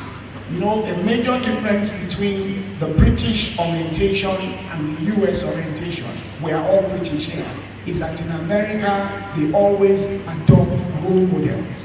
They always speak about heroes. They always speak about people who've made a difference. Why do they do that? It is to encourage people coming from behind to aim to be like them and to be better. So I looked at Nigeria. Who are the accountants that we have had the people who might have started at AAT or even lower and then became the top of the pile. The first name that comes to me really is a guy that was celebrated, I think, a month or two ago, Chief ICAN-ngr. He came from a very humble background, but he dared to make a difference. I understand he was a very brilliant man, which I'm sure many of you are. I understand he came first in his exams, which many of you are. He sought employment, he worked, and I understand he saw an advert one day that the best accountant in Nigeria should apply for a job. And he had the audacity to apply there. And the rest, we say, is history in terms of his working career. He also dared to make a difference in politics. And last month, he was given the highest honor any Nigerian can never aspire to have. What makes him different from you? Nothing. He just decided that he was going to dare to make a difference. So every single one of you also here can decide today that I'm going to dare to make a difference. In other words, the sky is the limit for anybody who decides to make a difference. And the organizers today were very, very clever and helpful that before this session, they had a session on ethical conduct. So I want to suggest that if you intertwine ethical conduct and daring to make a difference, you will be head and shoulders above almost everybody else. Because if I speak about daring to make a difference alone, you may take away from here that anything goes, as long as I make that objective. But because we've had a session on ethical conduct, we also know that it's very important that ethical values are placed front and center of all that we do. You remember the ethical class session we had before this. Let's look at contemporary Nigerians. To the best of my knowledge, we have two governors today who are accountants. When I was a young man, accountants never aspired to be anything outside of the boardroom or outside of senior management. It has been shown to us today that you possess the skills, you possess the know-how, you possess the capacity to come up against anybody in Nigeria. It's a function of your commitment, your zeal, and your determination. Learning never ends. Failure should never be anything to us but a comma in our upward movement. I remember I had the opportunity to be conference director and Governor Dankwago came. I didn't even realize that he trained in the same firm as I did in Hoovers. He was the one telling me. But what I took away from that was that this was a man who made his career in accountancy and then decided to make a difference. He dared to make a difference. And he went into the political career. The rest is history today. He's completing his second term as a governor. There's also another governor of Anambra State, Chief Obiano, who I knew as a banker, and who also took a decision to dare to make a difference. He's doing his second term as governor today. I'm drawing these analogies because it means that quite simply, when you put your mind to it, you can dare to make a difference. There's a very, very senior colleague of ours, the revered past president, Chief F.K. Bajomo. He's addressed today as distinguished senator. He made his mark in the corporate world. He made his mark in our institute. He also went into politics and became a very, very senior and distinguished lawmaker. It means, therefore, that for all of us coming behind them, we have role models. And what do we do from role models? We learn. We learn what did they do, how did they do it, what challenges did they have, and what do? We learn to achieve same or even more. So the challenge I have for all of us here today is that you dare not decide not to make a difference. You will actually be insulting yourself, insulting the capacity that you have, insulting the promise that you show today if you don't decide that you are going to dare to make a difference. Because if you don't decide that, you will end up as a Coca-Cola bottle. And I understand it's the most common bottle in the world. And there's no differentiation. In daring to make a difference, I'd like to share a few insights. One of the first things you should always ask is why? Why are things done this way? Why must it be done this way? When you can ask a why, it makes your mind and your brain inquisitive to think about the road less traveled. If it took my dad X number of years to achieve something, what I should be asking is why? And why should it take me those same number of years? Granted, I probably have better opportunity. Granted, I probably have a life that has come about through no fault of mine in an environment where technology has made things so easy. I remember years ago, for you to be knowledgeable, you needed to buy encyclopedias. Can you remember what encyclopedia is? I'm sure most of you don't know that. What you know now is Google. But what I mean is that life has been made that much simpler for you. Information, which is knowledge, which is wealth, is at your fingertips. In daring to make a difference, you've always got to be seen as that person that knows it. And how do you know it? You don't, like my predecessor talk and speaker said, use your phone only to chat. You use it to gain knowledge. So that, as our immediate past president said, you become the go-to person. You become the person that people go to. When you become the go-to person, you know what has happened? You dare to make a difference. You don't think so? Would anybody ask somebody else if they didn't think that you did? Would they? Because nobody, there's a Yoruba proverb that says we gather to become smarter and more intelligent. We don't gather to become stupid. I don't know if you understand that. So when you are talking to somebody seeking information or seeking knowledge, you are doing it from a perspective that you figure that person has knowledge or skills or experience or capacity that you want to tap into. I know why you are daring to make a difference. You are getting that information or knowledge much quicker than that person took to acquire it. If I happen to know that many of you are AAT graduates and that you are very good in your bookkeeping, very good in bank reconciliations, which I may not know about, and I come to you and ask you to help me solve a problem, I'm daring to make a difference. Because I'm bowing to superior knowledge, superior capacity, superior know-how. So, in whatever you aim to do, always drive for knowledge, always drive for skills, always drive for the good experience. And remember that ethical conduct cannot do you any wrong. It will probably even make you first amongst equals. Daring to be different can actually come from a perspective of why do I want to be better in this endeavor than I was before? It could also mean what positive effects will I have in my life post this achievement?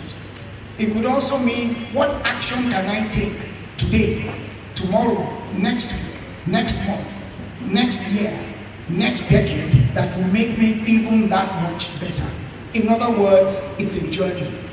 It's not a destination. Daring to make a difference is a journey. It doesn't end because we now have the AAT. It doesn't end because we then have the ACA. It doesn't end because we then have the FCA. It doesn't end because we then go for the BSc, for the MSc, for the PhD.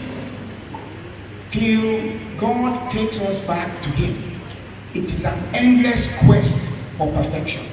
The Japanese use the term keretsu, which is continuous improvement.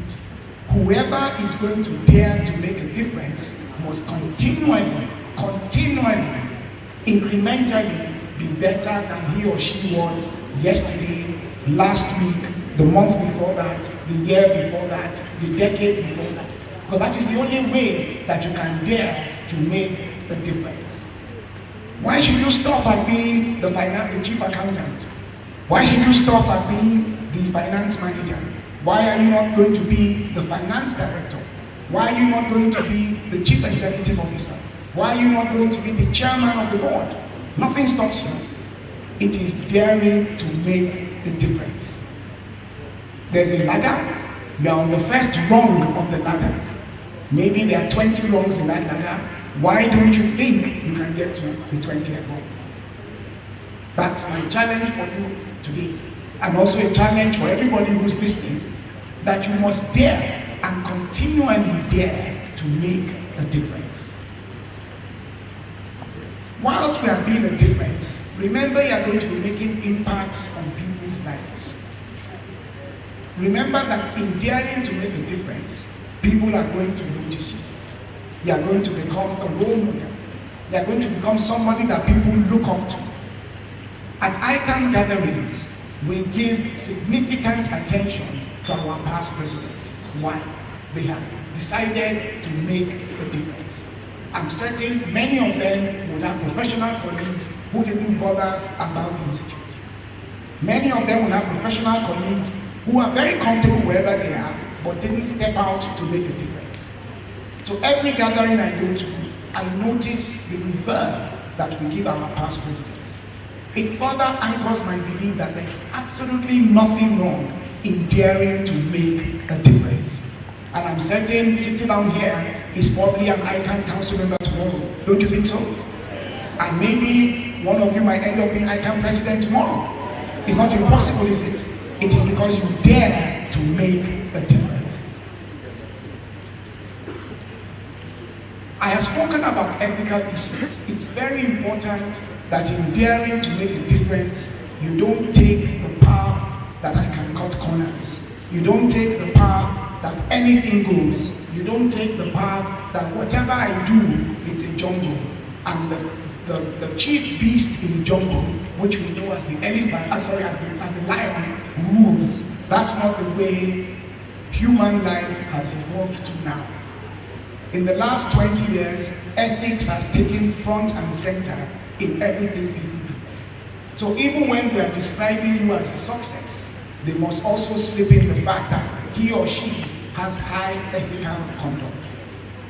Don't forget that people are watching, people are admiring you, people are also very ready to disparage you. But let them always say that in your quest to make a difference, which is your right, you also showed excellent ethical conduct in the way and manner that you got there. Those who dare to make a difference, are they governed by the rules that govern all of us? Yes and no. We all know that there's gravity, right? And that the law of gravity is that there's 9.8 meters per second, bringing us down to the ground. Yet we have people who do high jumping, and who today are jumping higher than their heights. Is that correct? So that person has defied gravity. That person has dared to make a difference. The rest of us are governed by the law of gravity. We might jump up maybe 1 foot and think we've done a great deal. But we see athletes who sacrifice, who deny themselves of pleasures, of food, who do things that are vigorous, and they are celebrated with the Olympic gold medal. On Saturday, they are going to crown world champions in football. Is that correct? They dared to make a difference. It wasn't achieved overnight. It wasn't achieved in a week. It wasn't achieved in a fortnight or in a month. It was that from when each of those players was young, they dared to make a difference. It's rewarding financially to them. It's also rewarding that, thank God, I aimed for something and I got it. I was watching, I don't know how many of you like football, I was watching the Uruguay match against, I think it was against France.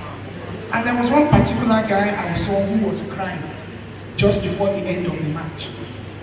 I think what he must have realized is that all his efforts have come to me. Is that correct? But you could see the pain, you could see the anguish. And what I took away from that this is a gentleman who dares to make a difference. Unfortunately, it wasn't happening. But you could see the pain. And that's what I want all of us to feel. that in our daring to make a difference, it's a commitment. It's not a joke. It's not something we say and pay lip service to it. We want to make a difference, we have to pay the price. We have to have knowledge, we have to have skills, we have to have know-how, we have to be the go-to person, we have to have capacity. But it's not a tea party. It's not something that is dashed to anybody. You work at it. You slave at it. And then you pray to God that you make it. But in the process, you dare to make a difference. Because like I said, all of you will know a colleague or the other who you started this AAT journey with and who is not gathered here today. Is that correct? They didn't dare to make the difference that you have. But you cannot gloat, you cannot pat yourself on the back because you just started. And you've got miles to go, heights to attain, but you've got to dare to make a difference. When we decide we're going to make a difference, not all the outcomes that we come across are positive. I want us to understand that the word failure does not mean that we cannot still make a difference. I have never forgotten my first receivership job. You know, receivers are people who go into companies that have failed. And the chairman of that company said to us at the first meeting we had with him, yes, I have failed now, and I'm going to make it. And I'm quite proud that today he's standing tall. In other words, failure is just another phase of the lives of our lives. Unfortunately, in Nigeria, and I dare say in most of the developing world, we see failure as like somebody having measles or somebody having chicken pox, and we must keep at least a 20-foot distance between us and them. People who fail should be studied. Why? It's better. Yoruba people have a proverb that the horse that goes in front of you and falls into a ditch serves only one purpose. It is to tell you either to jump higher or to lengthen your stride. It doesn't tell you go back to where you are coming from. Is that correct? So we must dare to make a difference. Failure in other climes leads to receivership, bankruptcy, political failure, marital failure, and the like. But none of those are life-threatening. For as long as there's life in us, we can dare to make a difference. Some people were not ICAN-ngr winners. Some people had references. Some people failed amongst your exams too. Some people would have had references. Some people would have failed. But they would get that AAT. You know why? Because they dare to make a difference. They didn't agree that failure was in their lexicon. They didn't agree that failure meant a full stop. They looked at failure as a comma or as a stepping stone to get better things. And what, if nothing else, that I'd like to leave with you today is that failure should never be anything but a pointer to how better you can approach whatever it is you have failed for. When I got married, this is not particularly funny, but the chairman of my wedding said to me that he had tried marriage 2 times and he had failed. So I was saying to myself, why would my father-in-law bring somebody who had failed marriage to be the chairman of my wedding? But he said something to me which I've never forgotten. He had risen to become the Chief Justice of the state where he was in. And he said to me that he was happy that I was an accountant and that my wife was a lawyer. That the counsel he would give me is what nobody gave me. That failure is not allowed. I mean, I thought he was going to give me some fantastic legal position. He said to me, failure isn't allowed. And I've never forgotten that. So for each of you, no matter what you choose to do tomorrow, no matter what fate throws at you, no matter what lemons life throws at you, you make a lemonade out of it, you get up, you move, and you decide, you remind yourself that you dared to make a difference. And you will not go or be told about as somebody who gave up, who didn't decide, or who wasn't loyal to that decision taking that you will make a difference. The person that decides to make a difference isn't going to have any other motto in life except I have decided to make a difference. I have decided I'm going to dare. I told you dare means courage to do something. Second, people will watch TV and the weather report will come. They will say it's going to rain tomorrow. It's going to be a horrible rain. I know what they will do. They will snuggle up in bed and say, okay, I will go out when the sun shines. They are not daring to make a difference. That might be the day that opportunity comes. I read somewhere that success is simply opportunity meeting somebody who's prepared for it. So if you had heard the rain forecast that was going to rain and you chose to stay indoors and you didn't go out, ladies and gentlemen, you are not daring to make a difference. Whatever the weather, I had a friend whose son told me, I've never been to Canada, that in snow covers their house. That you have to dig your way out. And he then told me a joke that on one particular day, when snow was everywhere, their teacher gave them a test.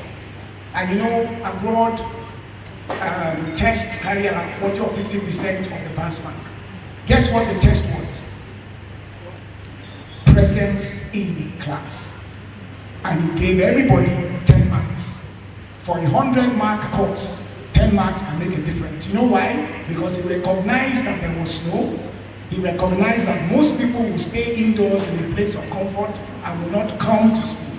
And he decided to reward those who dared to make a difference. Those are the stories that we should hear. Those are the stories that we should repeat. And those are the ambitions that get kindled, that we dare to make a difference. We don't get put down that the sun is shining. We don't get put down that it's raining. We don't get put down that there's a strike on the streets. We go to where we have to be and we work hard to achieve. Should we really encourage people to adopt dare to make a difference? Should we? I think we should. Because if we didn't, there will be no aeroplanes today. There will be no ships today. There will be no cars today. There will be no helicopters today. There will be no GSM phone today. There will be no internet today. Everything that we take for granted, somebody dreamt and decided that he or she would dare to make a difference. The internet is somebody's invention. The telephone is Alexander Graham Bell's invention. I can't remember the name of the guy who did the GSM phone.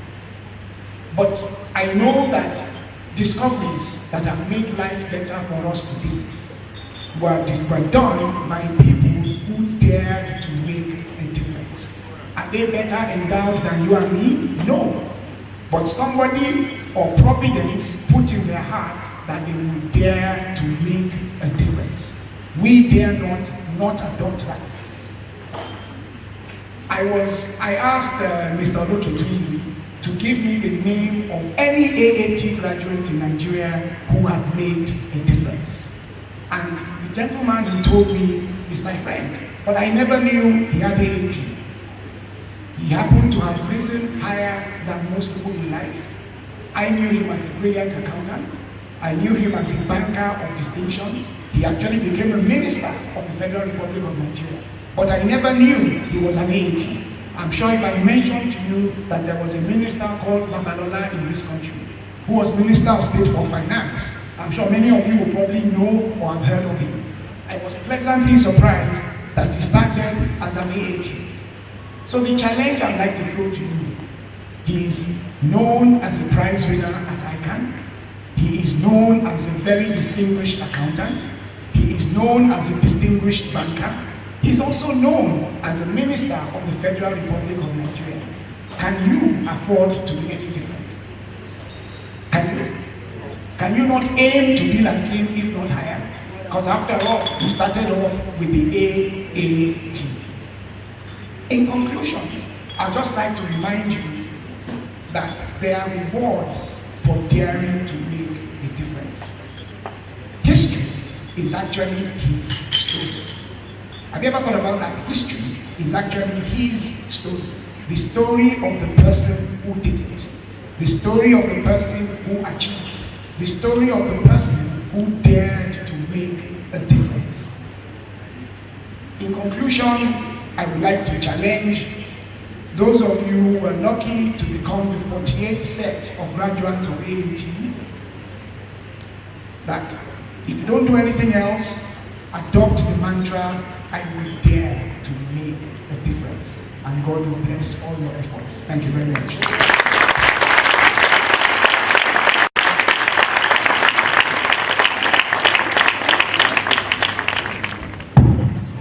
I think we can appreciate him better.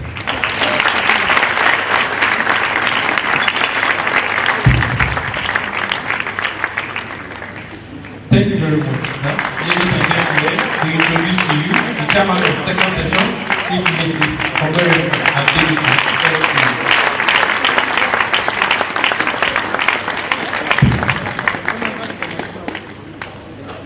The Vice President of the Institute of Chartered Accountants of Nigeria and Chairman of the AATWA,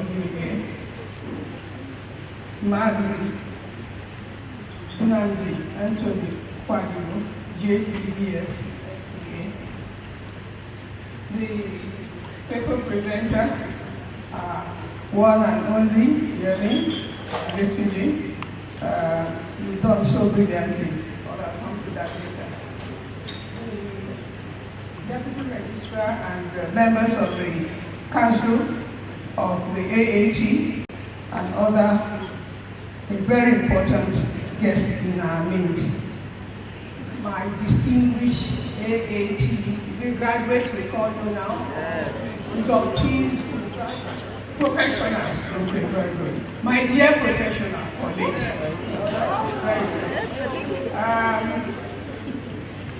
It's a good thing to rejoice, particularly after you worked hard, isn't it? Yes. So you are encouraged, and we are happy that you are here in good number, 551 of you, to be inducted this year, at least at this session. It's a good thing.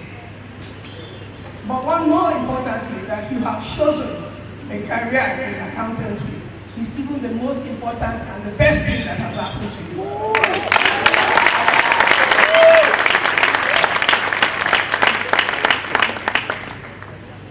And the reason I say this is because as you heard, and I saw you clapping, the inroads to this, all those things you had, most of the things that were said. You said they didn't say anything about my primary school. Did you see it there? They didn't tell you anything about my parents, did they? No. They didn't tell you about the school I attended.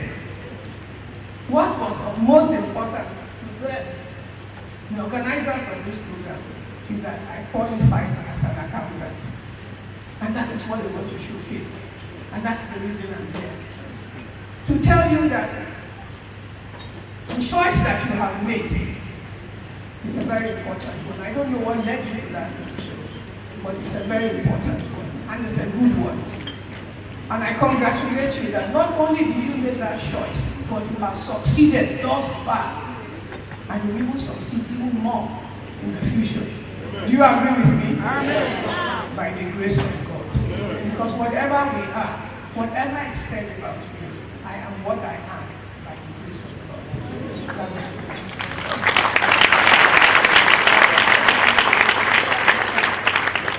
And so, for you very young ones, and few older ones, but I don't think anyone will be older than I am here. One thing I want to say is that it's very, very important that when you take decisions and you make choices in life, you must stand by them. Come rain, come shine. That is not to say that you cannot review your decisions. You set yourself goals.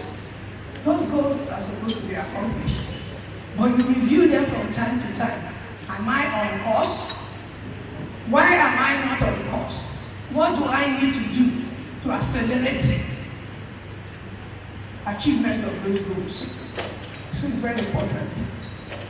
Very, very important. You have been told, you have listened with rapt attention The reason we introduce induction is to ensure that we are the same. Do you know what that means? That I haven't qualified many years ago, and you coming will come, and there is something that will make us part. That is what I have, you also must have it, so that we can be on the same page and speak the same language, make the same impact in society that we are expected to be. Are we going to do that? Yes. So that's why there are people like us to talk to you, so that you see that we are not angels, we are not special breed. We started off just like you were, and we have got to where we are. And so where you are, you also will get to where we are. Yes. Did I hear a big amen? Yes. That's good. Because when you desire a good thing, you will get it. But you can only get it by the grace of God and things of hard work. Yes? You must work hard. Whatever you do in life, you must excel. That's the goal. You must excel. You have been told that there's no choice. In fact, Yemi told you that there's a limit. The sky is the limit. But you know that even the sky is no limit anymore. Because the astronauts go there, don't they? They go beyond the sky now. Huh? Alright? They go beyond.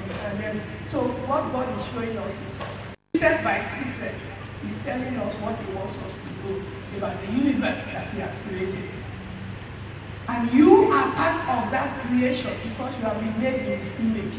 And so God has put a creative ability in you. And that is why the guest speaker trying to say that you dare to make a difference. Because there's a seed in you that will not rest until you do that which you are created to do in life. And you accomplish what you were created for. You have a purpose. You are not here by accident. That's the truth of the Bible. And because you have a purpose, you will accomplish your purpose in Jesus' name.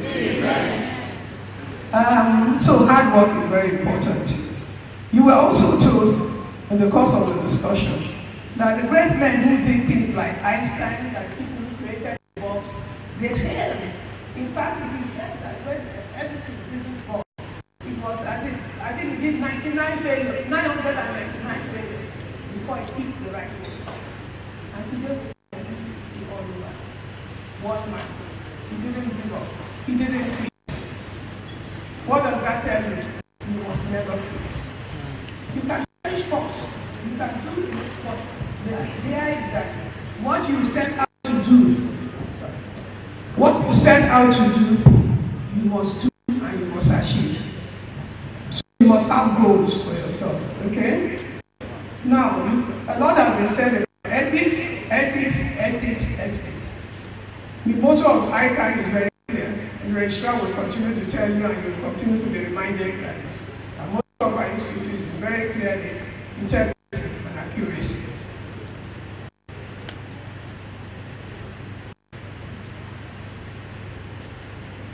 Good role models, you will be told. There are many good role models you find around here.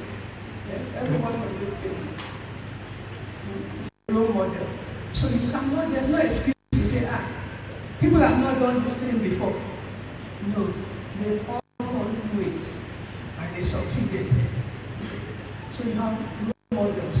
And you also good role models for those who are coming after you. Okay? You were also told about huge people who have made a lot of business. One of the people who made a lot of difference in World War, I don't know whether you hear about Mother Teresa. Have you heard about Mother Teresa before? And you know what she did? Just caring, singled out. And that was the main purpose she was created to come to this earth. So, others were audacity. You see the first one, all they were excited. Clinton became the first black president of the United States. Not Clinton, sorry, Obama. I was going to say, not Clinton. Obama, when he became the first black president of the United States, the most powerful country in the world.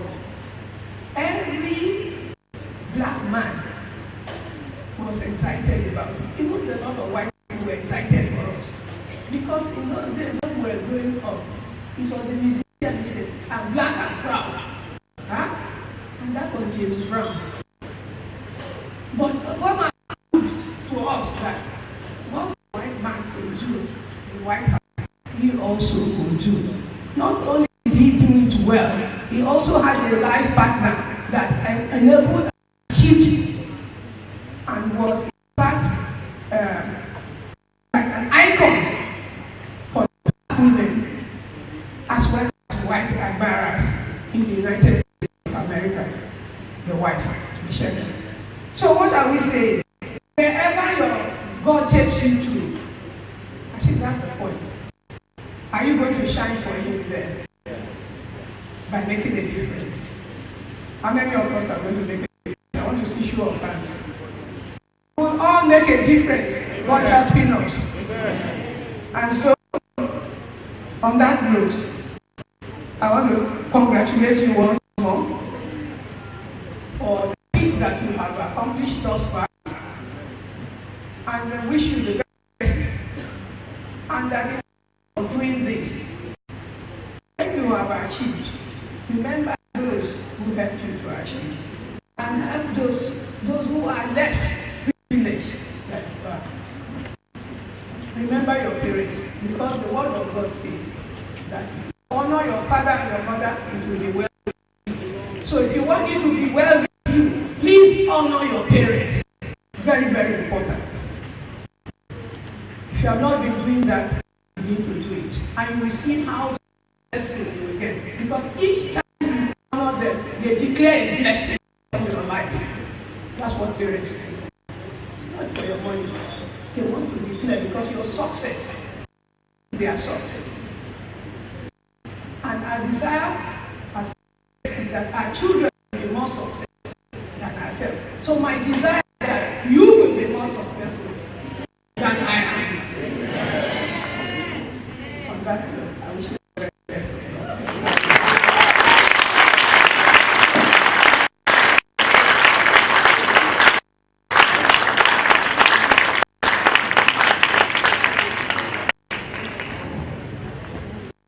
Those were the few remarks that I made. Now that we have listened to the opportunity to hear from the high speaker, let's have on here we will now take a few questions. If you have any. I'd like you to I didn't say anything about women. I think you know that. So I expect both men and women, ladies and gentlemen, to raise their hands, not only one sector. Here. So how many people are we getting this side? One hand there, another hand there. Any other on that side? On that side? Only one like that. Okay, so that's one there. How many questions? Comments? It doesn't have to be a question. It can be comments, observation. Yeah? How many persons? One here? People here? I can see a lot of people. Thank you very much. Number two, on this row, yes, I can see what white shirt, yes, three, and that's extreme end. Anyone? Extreme end, I want you to participate. Did you listen to the talk? And it proved to me that you listen now. Number 4 questions on that end. Thank you very much. So I have a professor in my school that has attended. I'm like, okay, I want to do this. And then I see another person, I want to do this. Anytime I just see something new, I'm like, okay. And then at a point, everything gets muddled up. We're like, I'm studying political science, I'm doing accounting. So sometimes even people ask you, and sometimes I'm even dumbfounded that, what am I doing? So you get so confused. So at what point, where is the point where you make it? So where is the path of the difference? Because a lot of people have done so many different things. So where is that point where you start to make a difference? Thank you.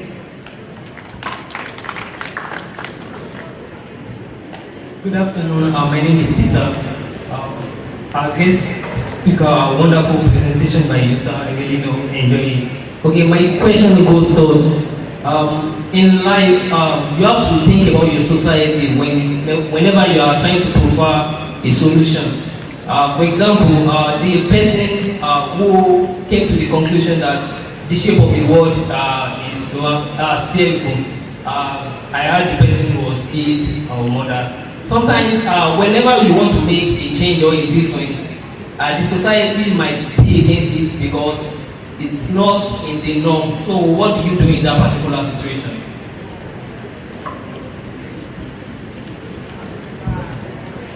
Good morning, good afternoon, ladies and gentlemen. Good afternoon, speaker, especially my mother here, because she gave us worldly advice, just like a mother and a moral ethical way. So my question is, just like a comment on an observation, because you said to make a difference, you have so many challenges, so you have to take it as a stepping stone to move forward. But I see nowadays that when you are counting some of the advantage of an AAT holder, what it can use it to do, that it can use it to go forward in school, and maybe let's say to start work. But right now in our society now, they will tell you that to work as an AAT holder, you need like experience, working experience. Okay, maybe you cannot provide that experience. Like they will ask you that, do you have like any accounting role, like all those Microsoft Word? So I'll just think like maybe I can just, maybe we can just have it in our syllabus, in the skills syllabus. Maybe like, oh, you don't like all this accounting package. All this accounting package, you know that after you are now chartered, you don't have this kind of money. So now go and study accounting package outside again as a chartered accountant. You should have to know them. Maybe for the syllabus, okay, and I can just use this. I can just go to my textbook and I'll just have my system and I can teach myself. Not that I'll just put money in the game. That's just my observation.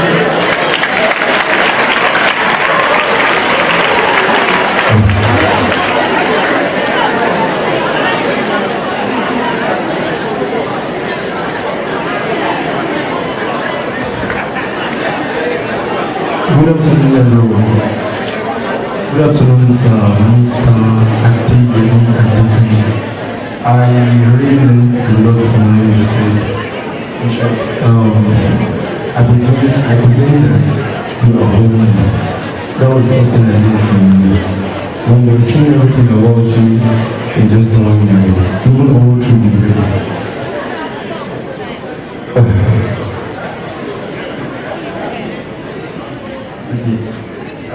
My question, should I call it a question or a comment? That those that you're speaking about success and making a difference, we are in the past. Now we are in Nigeria. We are in Nigeria and the current economic condition and everything. I want you to give us a way out of how we can make a difference. We're giving a reference to what is happening now. I heard somebody say something, I think some months ago, that we can never have someone like Dangote and Adinba again. So I questioned the person. He said, because a lot of people are into a lot of things. In schools now, you see a lady, average lady, she's selling shoes and clothes. You see a guy, she's into haircut and this. You actually see a student without any professional training like that. Even if you didn't learn all of these stuff at home, you definitely learn it at school and you start selling something. Everybody now becomes a marketer in the school. And they should tell you that I'm selling shoes. Instead of you tell me you patronize me, you tell me I'm selling clothes. Okay, so everything is just like that now. So my question is that, please, can you cite how we can scale through even in this economy now? Because I believe we should relate to our present conditions. Then secondly is about AAT. Giving reference to the last person that asked the question, he was talking about accounting packages and so on. I really don't know what is in his mind, but I think that what is in my own mind is that we should have a platform for training and it should be compulsory before we come for this induction or something. Because I noticed that some people are really good academically. They can tell you the chapter and so on that we have a particular word. in the 88th group. So I'm always scared about some people. I'm writing them, so I don't listen to anybody. But my opinion is that there are some people that have first class degree, but they have nothing to present. They can work, like they can talk. I mean, in terms of experience, but they have first class. They have nothing to present. So we have most of us here. We are very good. Sure, we can still write this exam we wrote last night and still have more marks than we did. But tell us to come and practice it. Thank you.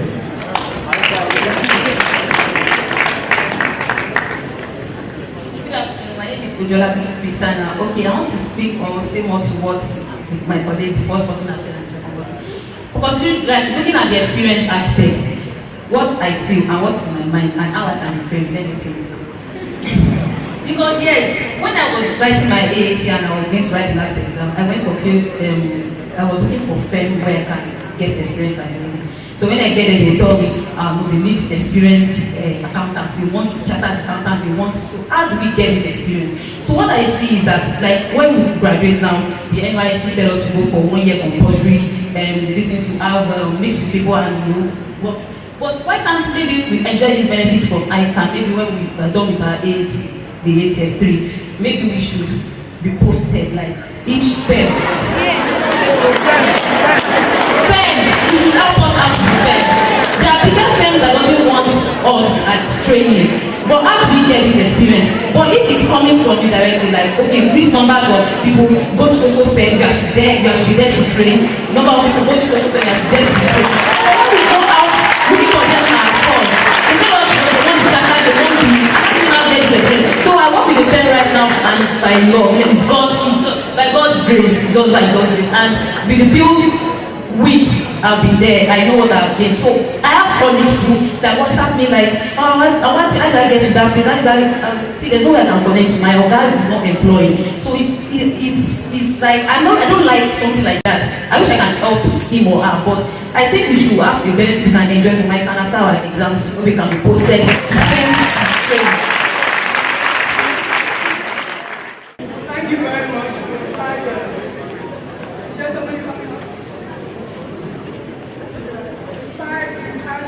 Five interventions from the floor, 2 of them from ladies.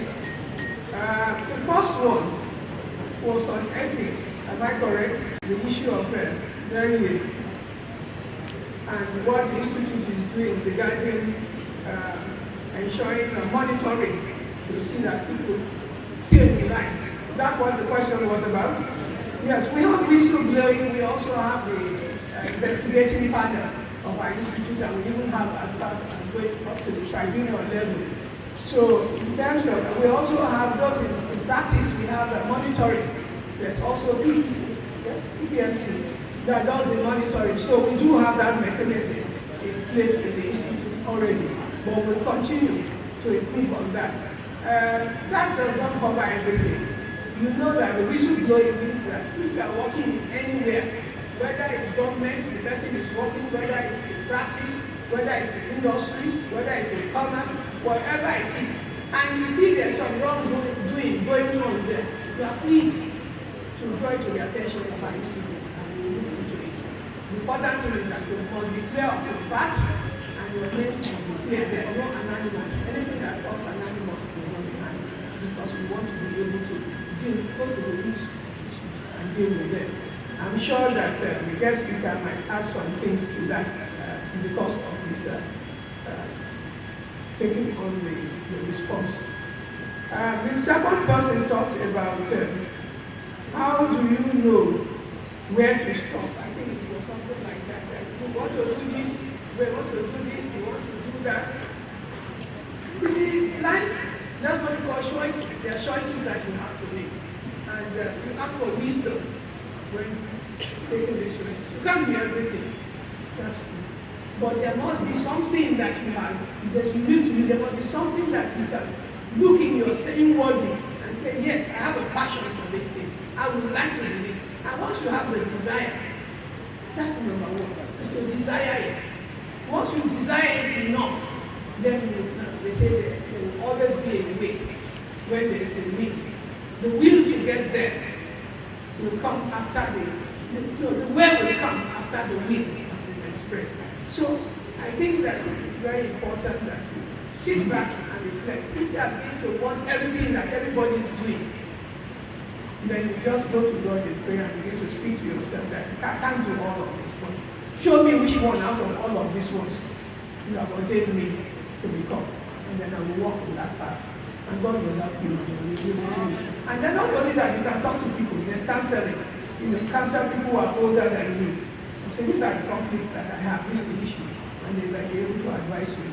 They advise you, you don't have to take the advice. So they are an advice. At the end of the day, your mind will tell you which one before you believe. So again, the issue of risk, when we talk about advantage, I think the point was made that there's some risk in some things. At the end of the day, we might decide, I think it was the third person who spoke on this issue. And again, I think this issue will take that on the next speaker to work on that, because I'm trying to recollect what exactly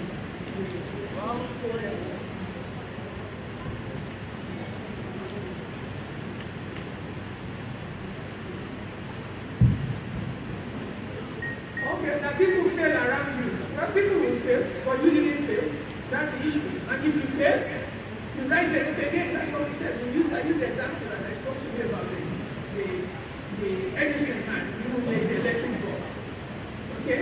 So the fact that you fail doesn't mean that you will not succeed in other things, and the same thing does not matter. So if you throw more light on that, the point about ICAN and what ICAN should do, I think the Vice President is here taking note. The Deputy Registrar is also taking note.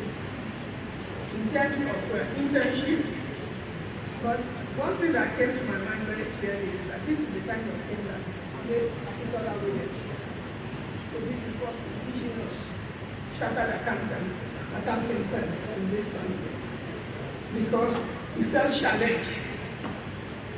So you have thrown the challenge at us here, and I believe that ICAN cannot do everything. Somewhere on the line, you will have to determine which one ICAN will do and which one members themselves should be organized and do, because it's a need. There is a need in the environment, in the society, and once it is recognized, that need has to. Talk about challenges and talk about opportunities. So you have expressed something. So somewhere on the line, we must find people who are interested and like-minded who can render that kind of service that you are calling for. So we will look into it very seriously. The last lady, I think, touched on the same thing about training also. So over to the guest speaker now to respond to the others. And of course, Vice President, you are feel free. It's your program. You will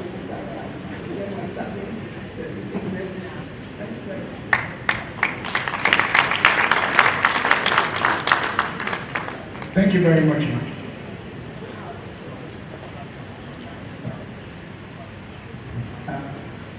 Some questions are beyond your pay. When you ask about matters of the institute, when I was introduced, nobody told me I was in council or I was a past president. And I'm sure Chief Mrs. Adekite has spoken about the mechanisms our institute has.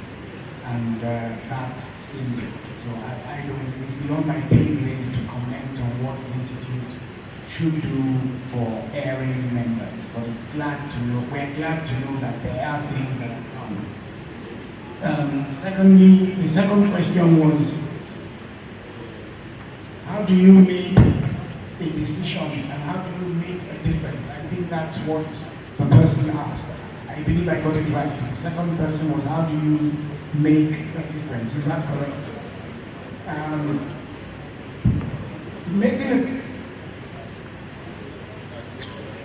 Okay, in this environment, yes, and can there be a new Dangote or a new, I don't know, that's another one. How do you make a difference in this environment? Quite frankly, I think there are a lot more opportunities in this environment than there are in more developed parts of the world. I have a very young friend who owns a school today, and guess how he owned a school? He was jobless, and he started doing lessons for people in my estate. And before we knew it, everybody's child in the estate was doing lesson with this young graduate. And I ran into him a few years ago. He told me he now has a school, a proper school that does A-level coaching. So I think that in an environment like ours, where there are lots of gaps in service delivery or goods or services, you are living almost in an environment that almost anything can be done. I mean, when I was much younger, there was nothing like bottled water. We drank water from the tap. The first I knew in Nigeria was, I think, lagoons. And today, bottled water is almost everywhere. Those are opportunities because we live in a country where there are still lots of gaps in what can be done. So I believe that in any endeavor, you can still make a difference in Nigeria, just like anywhere else. Then someone asked the question that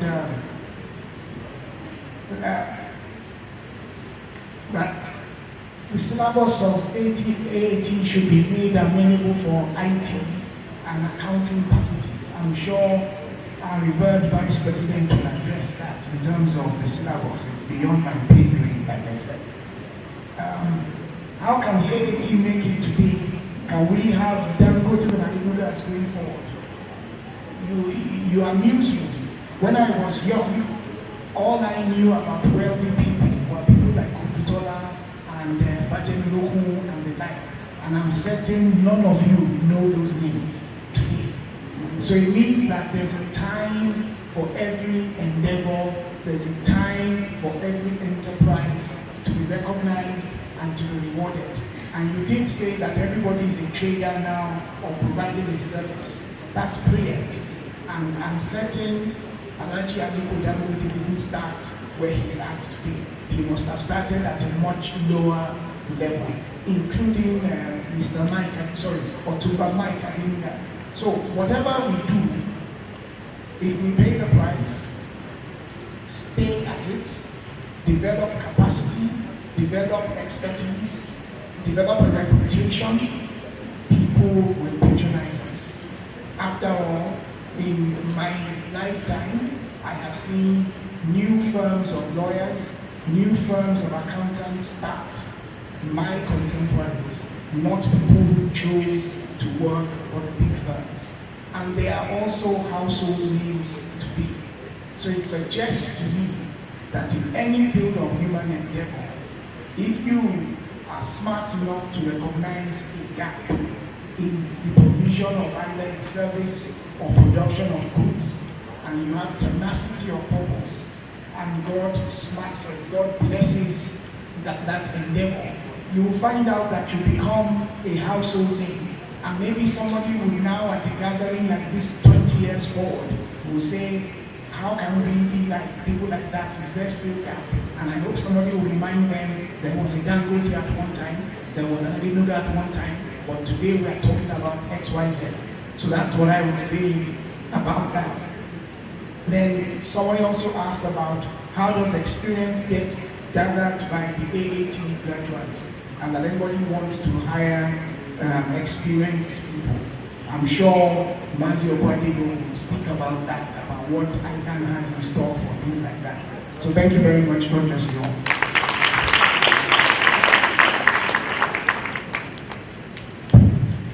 Thank you very much. It has been another exciting session. There is a point where we would have had what we call interaction with the Vice President. With the questions we asked in the first session and the works and days, I think we're almost doing that. But that notwithstanding, we can still ask one or two more questions. The aspect of what ICAN is doing in terms of you gaining professional knowledge or placement. You know there is a mix of people who are AATs. There are those who are still students in the university and they are qualified and they are still doing their degree exams. They are there. There's nothing much you can do in terms of calling them to come and work any place. There are those who are working and there are those who are not working, who took advantage of the AAT syllabus to further their career. They may not be working. So for such people, this point the lady raised may be appropriate, or possibly when you come out of school, but there is no specific program ICAN has for that. But let me tell you that AAT graduates can easily find work if they want to get placed in defense. I practice in Port Harcourt. I'm looking forward to have brilliant or smart AAT people. I will employ them. Yeah. So in Lagos here, it's also the same thing. If you know things, you try. But having said that, I think it's a point we bring to the knowledge of the council, so that we will encourage our members who are in practice to take in AAT graduates for practical experience. So that is a very good point. But then the institute is not going to regulate how much. The institute is not going to pay you the salary in that firm. It depends on your negotiation and the capacity of the firm to take in people. But the point is that we have recognized the ability of AAT people to render professional service, even if when you give them that appointment. So it's a plus for you. So if you're in Port Harcourt, come to me. Yes, I will give you a training scheme. You stay with us. But if you don't do well, within the first 6 months, we sack you. Yeah. Thank you. The other question you have, let me request the Deputy Registrar Corporate Services to give an answer to that. Thank you, sir. You will all recall that while I was giving the welcome address, I did mention the issue of advancement of information technology. I recall telling you that the information technology has really changed the way you are reporting now, meaning that indeed there is need for us to look at that initiative again. About 4 years ago, there's an initiative the Institute put in place. We call it TCR, Technology Competence Initiative. For one reason or the other, we reviewed that initiative and it was stopped. But we've realized that we need to revisit that initiative again. So I will take this along, discuss with the legislative executive, and we will bring it forward to council. We will have to repackage it to look robust and better. So we agree that indeed we need to help you in this area. But all the same, you should also struggle, work harder to train yourself. ICAN will not be able to do all for you. Please, at your leisure time, make time out and make sure you are trained. I know it is not impossible. For ICAN, we will continue to do our best. We also want to talk about the need to make that change from what the second lecture. What I want to say here, which has been said by some of the speakers, is the issue of passion. Some months ago, I was in UK. I went for leadership training. And there's a new concept. They call it breakthrough leadership. Breakthrough leadership is nothing different from leadership. The word breakthrough is all about passion. The ICAN in you, ICAN. And it also has to do with follow through, and which is different from follow up. Follow through is getting results. And follow up is just an effort. So, to make that difference, you must be willing to follow through. You must be thinking from minute Every time you must be planning, and you must be ready to achieve. The seal to get results is breakthrough, is follow through. It's not follow up. So to make that difference, you must be able to follow through on everything you are doing. And I believe God Almighty will empower you all. Amen.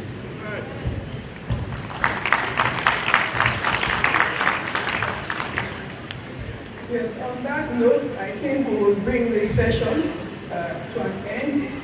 And in doing so, I want to remind you again as well, regarding what we focus was, that here to make a difference wherever you are.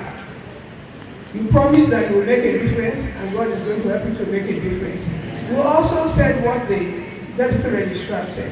What ICAN used to do, we have agreed and we have promised to do them. The deputy registrar said you have to, planning is a continuous program. Something you do throughout your life. Yes? And we also encourage you to do that. When we passed our exams, I think you had it here when I preached, there were no computers. I taught myself computer because I needed to also teach my children as a mother. So a lot of things that you have to do as you go on in life, you find that you have to do a lot yourself.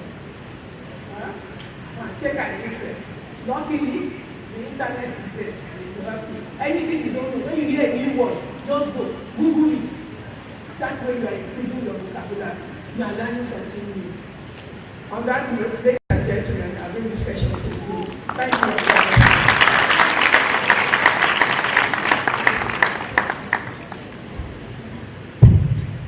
Yeah, at this point in time, it is my pleasure to sincerely thank our chairman, Chief Mrs. Elizabeth Adekite, for graciously accepting to chair this session. When we gave her information to come around and help us, I know how busy she is. You had her when her citation was read. Yes, she's retired but not hired. Very active and very committed in whatever she does. And she promised she will be here. But somehow we started the program earlier. We have apologized. Thank you for coming. On behalf of our president and the council of the Institute of Chartered Accountants, for which you were once the president, and you were doing what I am about to do, encouraging people, encouraging past presidents. Now it is our turn to return that to you. Maybe you'll be here.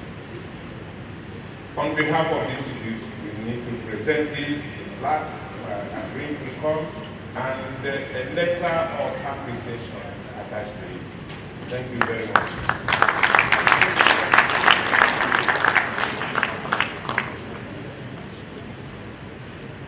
And also to my very good friend, who I have known as a gentleman and a distinguished personality. Any day I hear you be presenting a paper any place, I would like to come there. Yes, your paper was well presented and well researched for it. And I watched how attentive all of us were when we were presenting the paper. I hope the Institute will try to let us have copies of all these papers presented. I will read their paper again. And I want to make a plea. I will present that paper somewhere else. And I will put my name. I will not mention their name.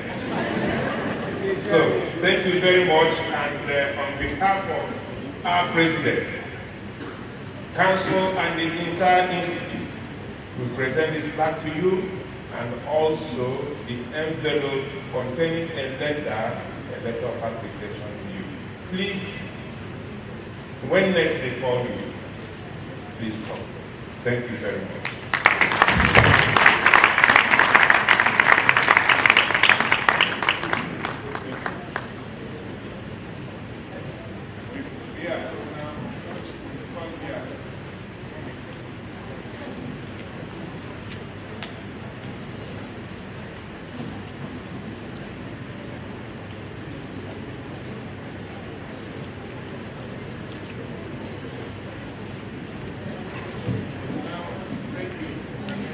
once again on behalf of the Executive Committee of the AAT, the organizers of today's induction, we appreciate our past president, our resource person, our vice president, our deputy registrar, and the best. Thank you very much. The AAT remains there.